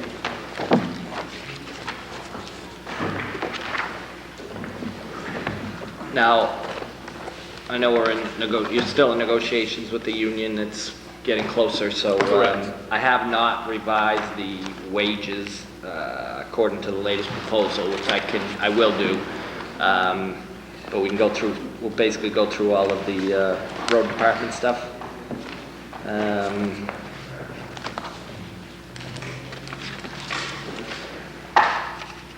So I basically, per the request, we did a level fund 3% increase and a 5% increase. The wages that are shown here, even with the new proposal, will only go up by probably a couple $1,000s. So we'll just have to adjust some other items depending on what the increase is. Clerk wages, the overtime I left the same. Longevity will adjust a little bit because there were some revisions to that. Clothing. Biggest item, I guess, with the biggest problem we have is the fuel tank and pump maintenance, which pays for the Good luck, Jeffrey. pays for the entire town's diesel and gasoline. So it includes the Parks and Rec Department, the police, the fire, everybody gets their fuel. I projected, based on this, what's included in this is $95,000 for the year, and that was projected based on a February invoice that I had. I just used the most recent invoice that I had, and the rates, believe it or not, in February were quite low. Yeah, they're gonna be, yeah. And I have revised that now based on the latest bill that I've gotten, which is the highest we've had to date, and that number will change to roughly $120,000. That's probably low. Well, I don't know. Well, it's based on about what we're paying right now, and I don't know. I mean, I don't have a crystal ball, obviously, so I don't know if it's going up, down, or where it's going. But the best information we have now. What was that? Are we on the fuel? The fuel, yeah, which is the biggest ticket item. So if we have, what happens is if we have a 3% increase in the DPW budget, say for the road department, but I have to eat, a $40,000 increase in fuel tank and maintenance, which is fuel for the entire town, and we did this last year the same way, then basically my road department actually loses money while everyone else gets the 3% increase. So what happened last year was we took that increase out and raised it up 3% above and beyond the increase of for the fuel, which makes it fair for everybody, so I don't have to eat just because it's in my budget, it's not really my item, but it's paid for under my budget, which is fine. So just take that into consideration when we're finalizing. Police comes out of your budget? Police, everybody in town comes out of mine, except the school. I don't think school, I don't believe, comes out of ours. But the I didn't think so, because I thought. no, we the had school an account doesn't. somewhere. The school has an account, They right? do their own. But the police, the fire, the Parks and Rec, the emergency management, everybody comes out. We have a tracking record, Chris? to see We how don't much- track that. We don't track who does what, no. It's all our general fund items, so, I mean, do you envision any help in that area? I mean, do you want to have records that track who's It- drawing? The only way it would matter is if you, it doesn't really matter because as long as you guys don't penalize my budget by making me eat the increases, then it really doesn't matter to me. If I get my 3% increase everywhere else, and then at the end of the year, if we want to run over, then it has to be an item that gets taken care of, not somewhere else in my budget, but somewhere else in the general budget. Right. So it really doesn't matter. In order to really track that, Why wouldn't this be a separate line item and not be, just because it's housed over at the DPW? it very well could. Why don't we do it that way? It very well We know could. what each We department could is do it like spending. that. There'd be no, the only reason we've done it is because we call when we're low on fuel, we dip the tanks and we No, that's call. fine, but I'm wondering if Even there was still. a way we could keep a track of how much the police use and how much the fire use. Well, the only way right now to do that would be for the person who's getting the Write a fuel to slip. write it down. And then if they don't write it down, you're not accurate. Well, I know- Or get new tanks, Why and not new the pumps. The police radio in when they fill. Yeah, I've heard it on the scanner. Yeah, they radio They in. log I it don't in. know about the, They log in the amount and everything too, huh? Yeah, they call it in over the scanner. Yeah. Now, It could be done. now, isn't the fire department installing a new communication tower that ties in all the departments? That might be a way Chief, to do you leverage. guys keep a running track of what you use for fuel? I notice on the scanner, you'll hear the officer call and say X amount of gallons, 7 o'clock. When they fill it in, the pare, the mileage, and the gallons, the key number. Okay. Thank you. But, if we're installing a new communication tower that ties in all the departments, it might be a way to leverage, if they're gonna radio this in, we can record it in a central place, just keep track of, just who's using how much. Yeah, as long as everybody's accurate with what they're calling in. Exactly. Yeah. And that would be my concern is because Yeah. you're depending on somebody calling in. 'Cause in the military, that's how it used to be, but you know what? It was never right. It was just never right. 'Cause people. We're almost better off going. But the question is if we gain something, what do we gain out of it, really? Because if it's all out of the general budget anyways, then, I don't know. How does this run, Chris? Like right now, what do you have in this account for money-wise? Well, the budget this past fiscal year was $82,000. Where are you right about now? Right now, we're $15,000 over. Over? Yeah. And we have one more delivery of gasoline. We probably can live with the fuel. Gas, we use a lot more gas than fuel. The police use a lot. That's a big charge. So I guess, it could go anywhere. It could go in any budget, really. It's just a matter of, How big are the tanks? what was that? How big are the fuel tanks? When they fill up, it's generally between 4,000 and 5,000 gallons, so it's probably 5,000 gallon tanks is what I would assume they are. And when was the last time they changed? Just The tanks changed out? Not since I've been here, I'm not sure when they were changed out. Michael, when the last time the fuel tanks were changed? Within the last 10 years, they Yeah. put in a containment, Yeah, they're dual contained and, Well, I'm just thinking, if they come up for changing, it's possible to get a larger tank, it might be more cost effective to get, a larger tank, more fuel. they don't get filled all that. They get filled, I'd say the diesel gets filled 5 times a year and the gas gets filled 7, 8 times a year, would be my guess. 7 probably. Yeah, except school, yeah. Parks and Rec? Yeah, yeah. I see your point, though, where it all comes out of the general budget. If you go and start charging, Right. okay, police, you gotta put in this, you gotta put in this, you gotta put in this, what's the, What's the difference? It's all coming out of the same pot. Like I said, it could go under selectmen's budget, could go anywhere really, it Yeah. doesn't matter. As long as it doesn't affect my budget, I'm fine with it in there, and we handle it, they're in our yard, so whatever. But you can move it either way, it really doesn't matter. I'm sure there's mechanisms to do, but it's right now, it'd be costly. It's not gonna save us anything in the long run, really.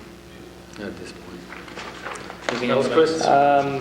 Street maintenance, obviously, it all depends on what's in there. I mean, all these numbers go down a little bit because depending, well, at the 5%, it isn't bad. We might get bumped up a little bit on some of these items if there's a 5% increase. If it's 3 or obviously level funded, it goes down. So, it's the same drill pretty much.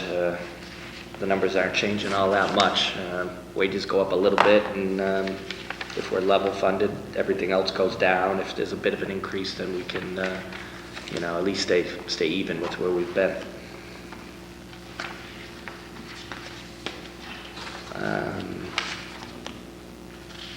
I think I put it, I think. That's about it on the road. Now, bearing in mind now with the road, when we go to the cemetery, which we'll do next, we'll take a quick look at that.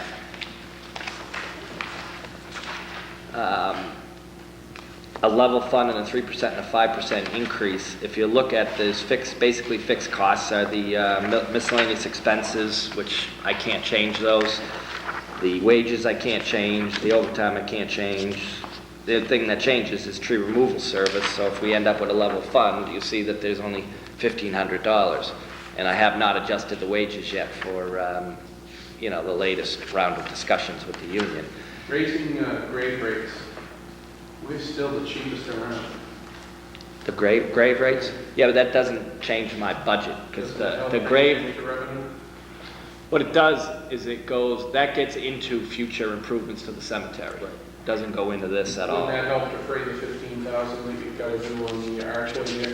Yeah, well, we could take that, which we'll talk about, we can take that 100% right out of there. So we don't have to take that out of our budget. If you look on there, I have a couple of things that I'd like to spend money on at the cemetery. That can come out of the cemetery account that we have. But quickly getting back to the tree removal service, in my opinion, none of these three are acceptable level of service for tree removal. Level fund 3% or 5%. If we have to live with a 3% increase, which I understand, we got to live with what we got to live with, I will probably have to take some money out of street maintenance and put it over in tree removal, because it's a dangerous situation. With the $14,000 we spent this year, we basically stay about even with the tree list at best. So that basically is to hire a bucket truck, stump grinder. That's where that money goes. Getting rid of the stumps and the big sections of logs and stuff, and we get rid of that. And so I will have to, before we finalize a budget, depending on what we do, we're going to have to transfer a little bit of money out of DPW, because that's the only general fund budget I have besides cemetery. We're going to have to move some of that for tree service, because it's just not going to be a safe situation if we don't.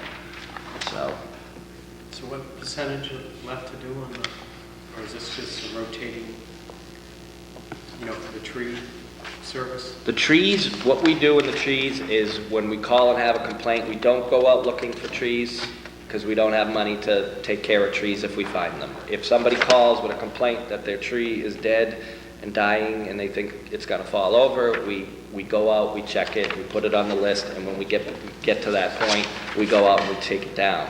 But we don't do any maintenance, we don't do any, we don't have money in there to do that. This is basically emergencies, is all it is. Taking down trees that are dangerous. Okay. So all tree removal is in the cemetery? Cemetery budget, yeah. Like our cemetery guys do that. That's what they do. All winter long. Winter is a big season because they're not mowing and stuff, so we go out a lot in the winter, several times, and cut down trees. So. Hey, Chris, on here, it says under FY07 level funded, it just says $1,513. Am I reading something wrong here? No, because level funded means I have to be the same amount of money as 2006. So what I said was, before we finalize the budget, this is what basically, if I leave the cemetery level funded, that's what it would be, because the other costs are fixed. But what I'm saying is, we're going to have to take money out of street maintenance and put it over in tree removal. Right. Because they're both general fund items, and I didn't do that yet, but I just wanted to show you that that's what level funded for the cemetery would mean. I get you. I understand now. And again, we got to change the wages up a little bit, not a whole lot based on the latest stuff. So that would probably go to a negative number, probably. Now the other thing is there's two things I've been putting on my monthly reports. One of them is the arch to the going into Woodland. The Woodlawn Cemetery is the joints are eroding, and they're some of the granite pieces have actually tipped because the joints are gone, basically completely gone. And I got a quote to repoint that. Basically, they had to take some pieces of granite right off and reset them and repoint them. I've only gotten one price right now, But what I'd like to do is budget, and just in case you're not familiar with it, the cemetery has their own account. And improvements to the cemetery, money can be taken out of that account, so it doesn't affect the general budget in any way. It gets taken out of that cemetery account. Currently, there's over $100,000 in it. So I'd like to repair that arch before it gets worse or beyond repair, because that'd be a shame to lose that, obviously. And the other thing I'd like to do is we're having a it's like a mad rush on single grave lots. We're really going through single grave lots. We have very few left up at the new cemetery right now, and we're trying to find anywhere we can, and we're trying not to. What happens is a 2-grave lot takes up more room than, it takes up, 2-grave lot would take up more room than 2 single grave lots. So every time we use one of them, we're basically losing space if we do that. What I'd like to do is put in, I have a picture of it in here, which some people would like and some probably wouldn't like, but it's basically called a columbarium, which is a above-ground vault for cremations. We would put that at the Woodlawn Cemetery. And the reason why is people in general, when they come to us to buy a lot, everybody wants to go to Woodlawn. Obviously, it's been there a long time, a lot of history, and people know that place and they want to go there. We don't have anything available there, but if we put this in, I think we'd be able to sell them. We'd sell them obviously cheaper than a single grave lot because it's a cremation lot. And it saves single grave lots, and this could pay for itself. So, we charge enough where we'd get our money back and a little bit more. So it's got to pay for itself anyways, and it'll save us single grave lots up at the other cemeteries. So we'd really like to put that in the budget also, to put that in the next year. And that can be an article and be taken out of that same. And I've confirmed with Michael that we can use that for that cemetery money for that purpose, so. Where would you locate that? Up kind of near the new section, near Pine Street up in Woodlawn. There's a section up there with some ledge that's unusable for us right now as graves unless we blast it, so we put it right over there with, and find an area over where the ledge is and build it up a little, and we'd landscape nice around it. They're popular. Make it nice. It's a popular item. Yeah. I like the idea of using the hall over there now in the winter months and not having people go to the gravesites. Yeah, that's big. I think that's a really good idea. Yeah, especially, it's not good, because, especially with Woodlawn, with the hills we have at Woodlawn, so what we do is inside, we have a chapel, actually. We're lucky to have a chapel over there, so we have the services inside in the wintertime. We don't go out on the hills, and you could be on some of those hills there. You got to be a billy goat in the wintertime to get in there, so it really works out nice. So. Anything else, Chris? That's it for, I think, road and cemetery. Gives you a decent idea, and I can adjust. I'll adjust the wages, and I can do that. I don't know how we want to do it. If you want me to just to keep this format with the level 3% and 5%, give it to Michael, and then you guys. What usually happens is you guys just decide after that and shuffle things around and do what you need to do to get the budget to work.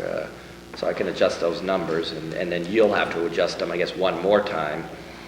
Obviously to move them, if we don't have money in the tree services, you're gonna have to move it out of street maintenance over to there, or I'll move it doesn't matter. But I can't move anything till I know what percent you guys are thinking about, and I know you're probably not at that stage yet, so. This is the first round right now we're looking at. Yeah, I know. We're probably gonna meet next week so we can get some of the other stuff done, so. Yeah, try to get as much done We as gotta we get can. it done. I can adjust this. If you guys tell me, look, we're gonna do 3%, I want you to add in the fuel, move money over from here, I can do it in, a matter of a half a day max. A couple hours probably. I can put this thing together. Okay. What else? All right. Why don't we go to the rubbish enterprise fund?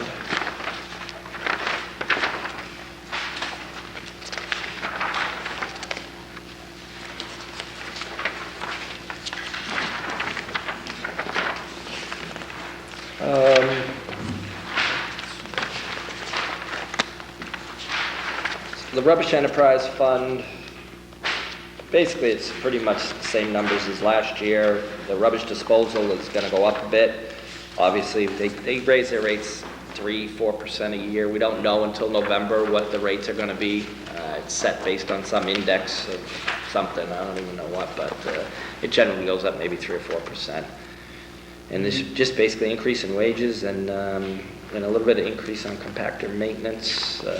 What's intergovernmental? Intergovernmental is the fees that are charged by the by the town charges the enterprise fund fees for the accountant, the treasurer, workers' comp, insurances, stuff like that, that gets paid for under another budget, but are actually benefits for the enterprise fund. So like my 5 guys or whatever, 4 guys that are on here, all have workers' comp benefits, so the accountant puts together a summary of the amount of money that costs the town. And the enterprise fund reimburses the town for that money. So again, we're robbing Peter to pay Paul. Well, it's not really robbing Peter to pay Paul. It's basically trying to come up with the actual cost of running the enterprise fund. So those are actual, the workers' comp for the people that are in the enterprise funds are actual costs for the enterprise fund, but it's paid for under the general budget. So this intergovernmental charges, which is that's basically in all enterprise funds, gets charged from the town charges the enterprise fund for those services. Yeah, I read the enterprise fund manual, so I understand what you're saying. That's absolutely kosher. Yeah, it's correct. It's the proper way to do it. You know what my whole deal with this fund Oh, I do. is, Yeah, you know, I do. and, Which is fine. I'd like to find a way to deal with that. You know, I don't know that we're going to solve that with you with something. I think Yeah. we all have to solve, but See, what it is to me is a budget. You know, it's a budget. This is what I need to run the fund. Right. The revenue's not my department. That's I your just thought department. that would come out of workman's comp, would come out of the town's general fund as a whole, and not out of the enterprise account. Well, it does. That's where it's paid for. Right. And what happens is it gets charged back to the enterprise fund. So it's in the town line item, and the town paid for it. But then the enterprise fund, Gives the town its money whatever back. costs that the town paid for, they keep the money back and reimburse. Same with the ambulance and the water and sewer. They all have that. So on our local revenues, when we're projecting revenues that we're going to bring in, we're projecting a revenue from the water enterprise or the trash or whatever to show that we're going to get charged back to them. And although it's not in a revenue stream, but it's the same with the end of year report for the school.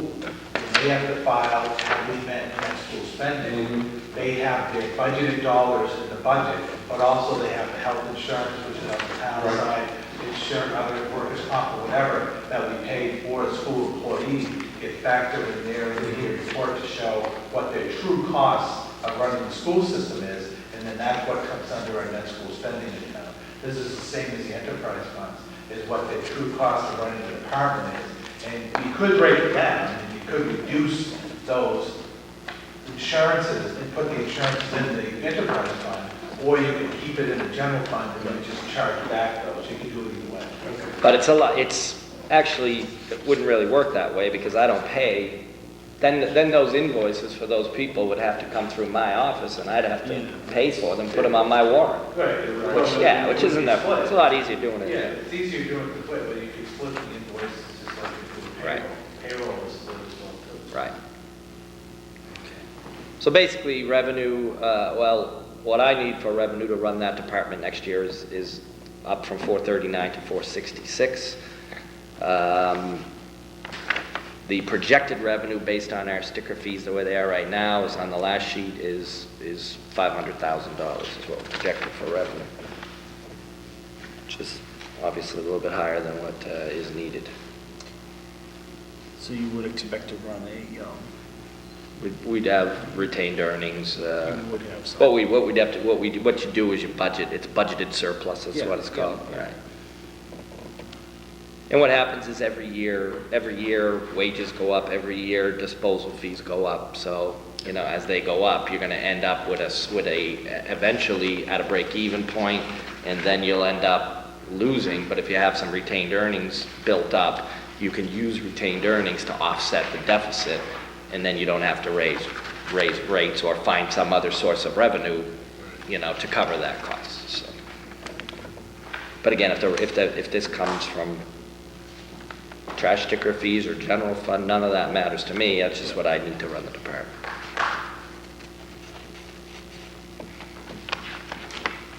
All right. Set with that. Any questions on the rubbish right now? Good. Any questions? So now we get to water, which is the interesting one. That's everybody's favorite, right? Yeah, that's why I did it last. I redid the water one for you. I think you guys have, you should have gotten that in your package. Water and sewer facts? The water and, no, not the water and sewer facts, the budget request, I have a revised budget. That's gonna be an executive session, right? The front part is right. And a portion, and that may affect the budget. We can talk about that part of it later, though. Okay.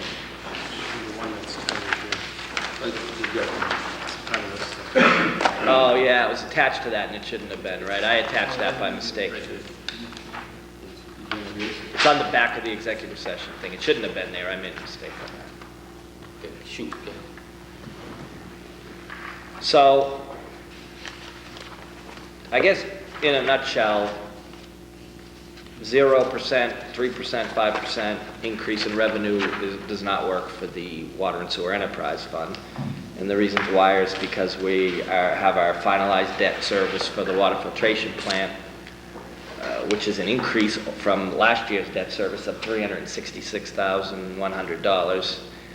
And our heat, light, and power for the which a lot of that is because of the filtration and also because of the additional costs of power, is an additional $150,000. So those two items alone are an increase of over $500,000 over last year's budget. So I put together some. Do you have that, Joe? You look like you don't have it. Okay.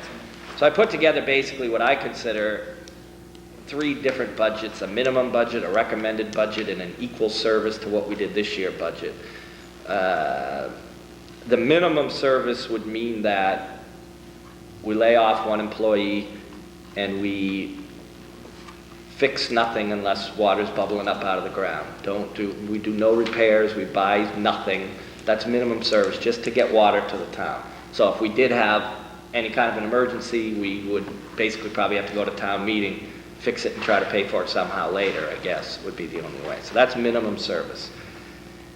Equal service would be about what we have right now, which this past year for money, which we did do a fair amount of improvements. We had a pretty good year. We abandoned an old line on Main Street that was decrepit and switched over everything from that line over to a newer line. We didn't do any major new water lines, but luckily this year we have the grant, so we're going to be doing major improvements without coming out of our budget. And then the recommended budget would be to do, some serious upgrades and start full force into like Water Street. What I'd like to do is the same thing we did on Main Street. Switch everything over. Everything is tied into an old line right now. There's a newer line in the street all the way up Bolton, up Harris Hill with generally nothing tied over to it. And I would like to do what we did on Main Street. It's a much bigger project than Main Street was because it's a lot longer and a lot more services, but something that I want to get going. And that line actually goes right down Chase Street, or probably close to Jerry Bufton's house. Nothing tied over, so all the way down to Chase Street, and I'd like to chase that line all the way back and abandon the old line. How long has that line been in? Those are the crazy things that they did years ago. They put it in a new lane, so they didn't tie. Tell me something, couldn't that developer help you pay for that project? I think that developer up on Chase Street, Yeah. he's approved. He's got no reason to pay for it. He's already 100% approved, so. Well, someone fell asleep with that. But that line's been in there for at least 20, 25 years. Yeah, probably 25 years. They tied in, luckily, they tied in side streets if you're going out of town on Water Street, on the right side of the road, at least the side streets are tied in that way, but the ones going across the street to the other way, Hammond and Cedar and some of those are not tied in. So it's a major operation to change that over. But we did it on Main Street, and it was work. It was definitely a lot of work and difficult, but we did it. And we can do it on all these other streets too. So, but it all depends, and it's basically a revenue thing. We got projected revenue. Trying to see what else is in here. Chris, what's discretionary equipment? That is, we bought equipment for last year. We bought a 1-ton truck and a tractor. Okay. And that's basically just to pay the lease on those. It's a So lease that's that actually- we own that's- at so the that's end. a lease. That's done, yeah, that's a done deal. Those can't, that's what I have is, if you see the 23,630, Right. I bumped that up in the recommended budget to 30,000 because there's a good chance that Georgie Morales is gonna be walking by the end of the year. That blue truck is not gonna make it, I don't think it'll make it through the year. So if we keep that at 23,630, he's walking. And he's got that truck is a dog. And So right now, it's 26, 23 is the thing, and if the other one dies, then we're at 30, correct? Well, if the other one dies and we don't have 30, then he doesn't have a truck. That's what I'm saying. But if we budget the 30, I'd Right. buy a Yeah, truck yeah. and then he'd have a vehicle. If we buy another vehicle, that one's going to the junkyard. That truck it has no floor, it's a disaster. So Yeah, it's pretty- it served us well. It was used, and we bought it probably, the town bought it, I don't know, 10 years ago, used, the blue truck.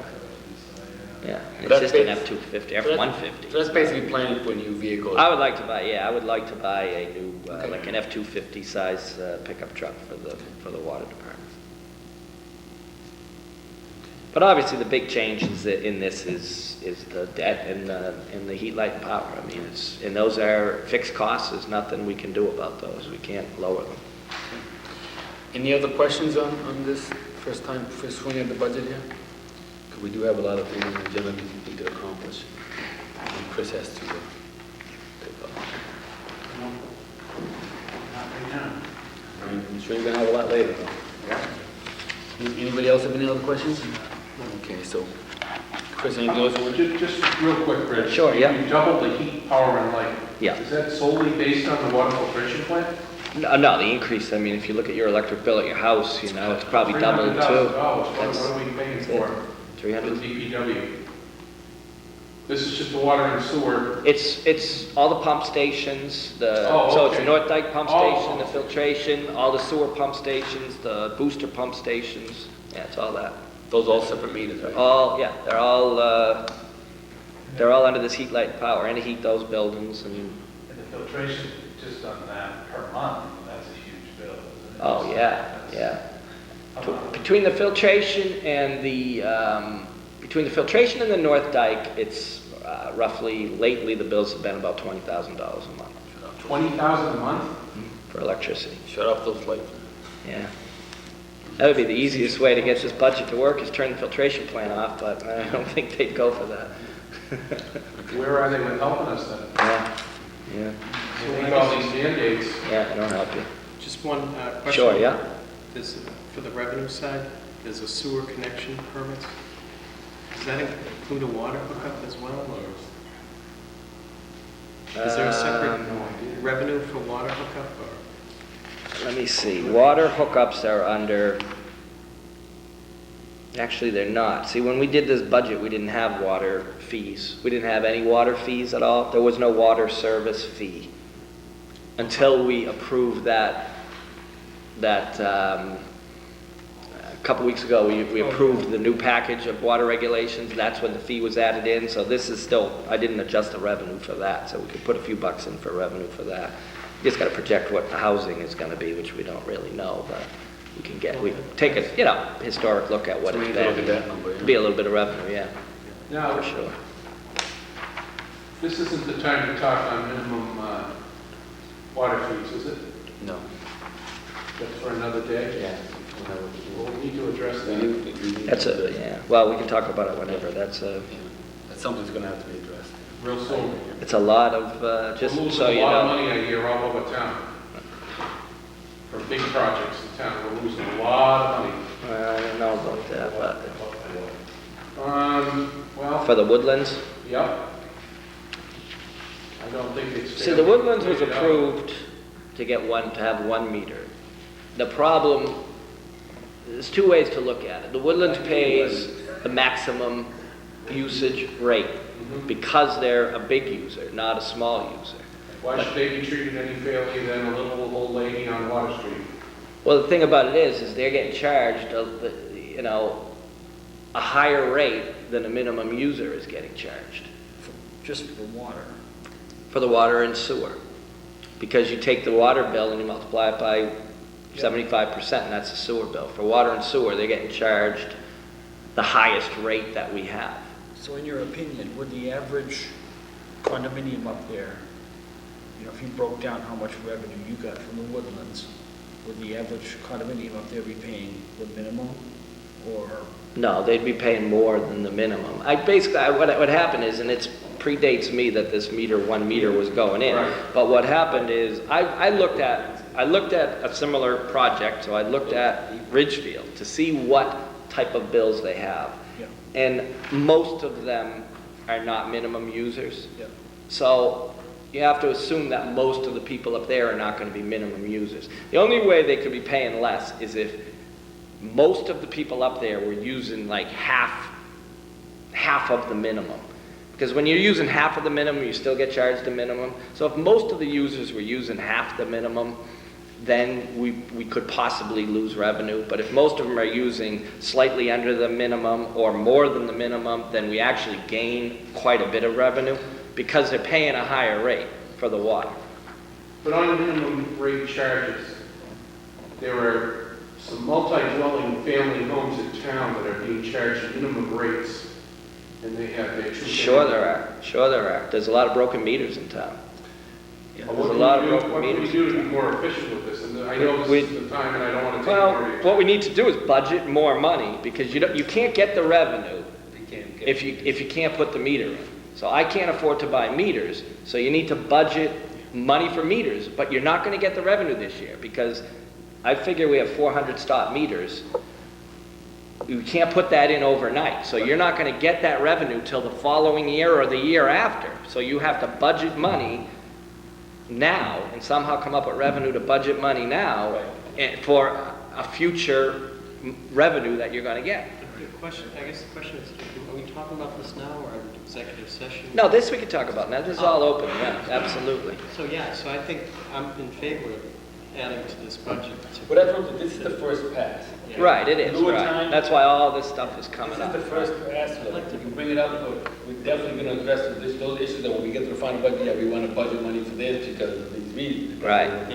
That's why you make all your notes on it. And then, Those are but the valid one thing about the Woodlands though now is we cannot go to individual meters unless you want to put meters in somebody's bathroom. That's, the problem is there's no cellars up there, so it comes in underground and then it splits and goes to all the different bathrooms in different places. So there's no way to put an individual meter into each one of those houses. It comes in, one service comes in and goes to all the different.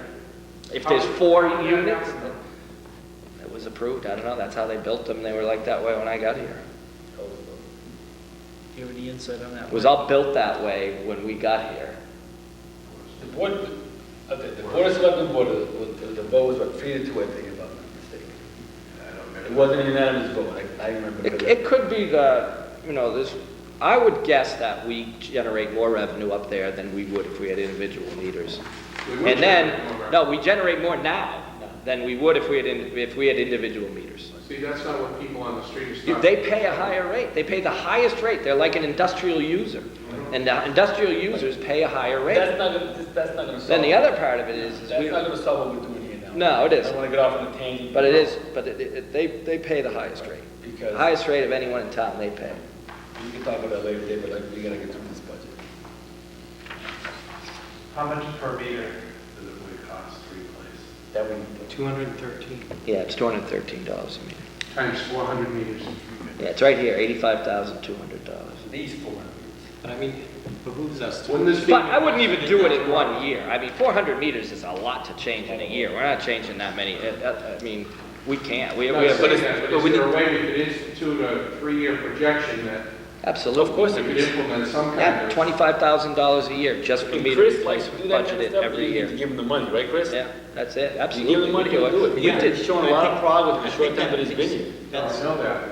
So, But I think That's we just as a spending town good have money. to be proactive. I agree. No one disagrees with that, but That's great money to spend. That's the first money you want to spend in our system. Because then you're going to have money to do stuff further on down the line. so it's definitely a good point to bring up. Yeah, that should be noted. Right. So Fix the we need to those do that. block meters. Anything else? I think that's it budget-wise. Yeah, I'm good. No, and I apologize for throwing you off track, but. No, I've heard that Several people before. come into my place of business and they complain all the time. Sure. But those are the things we can to ask. Don't apologize for If you that. have issues or questions that people ask, you need to ask the questions. I just hope the right people are watching TV tonight, because it's very important that they hear this.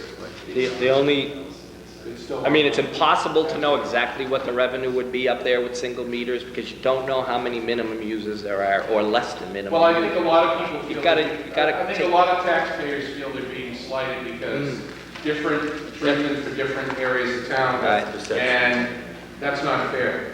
Yeah. Well, if they're paying more, it's fair. Well, but are they really? We Yeah. don't know. Well, the only way we could do it is just to compare. I could do an analysis of Ridgefield, and we'd have to assume that they're similar to Ridgefield because it's the same type of place. And I could do an analysis of that, and at least we'd have a very educated idea that yes, it's fair, no, it's not fair. You know, and I wouldn't mind doing that. It's not hard to do. I have a question on that. That's on the filter thing. It's 1 meter, correct, for everything in Woodland, right? But Woodlands, yes, Right. one big meter. So if there was something, if that block was shut off for a while, we wouldn't measure anything, right? Right, right. And what do we have? Do we have any mechanisms? Well, how what often we do have, check that? luckily now with the new sewer, with the new water regulations we have, that's a big meter. Any meter 6 inches or larger has to be calibrated and certified every year. So every year that meter will be calibrated and certified, which is good. Before it was, you put the meter in, forget about it, forever, which we have meters in town right now. That's our next step after we got our water bills out this week. Next thing we're going to do down there, Lisa's going to be able to get on Vadar, which is our software we use for all these bills, and send out notices to every commercial business, every commercial property, industrial property in town, tell them they got to certify their meters. So we're going to be doing that, which will also should hopefully bring in some more revenue, because there could be a lot of stuff. There's a lot of stop meters there too, you know, and it just brings in more revenue. And the way it's set up, they pay for that. The business themselves have to pay for that. Sounds some positive things. And it's, you know, it depends what size meter you have. If it's a small meter, you might do it every 10 years, every 4 years, every 2 years. It depends on how big the meter is. Right. Anything else? Anybody else? Okay, I think that was a good point you brought up, Bobby.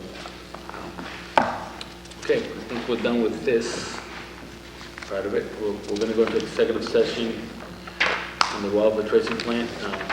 Before we do that, is there any public comment? Being no public, I'm assuming there's no comment. We're going to close that, so we're going to go into executive session, and that's what we'll be here for the rest of the night. And I thank everybody for watching and listening.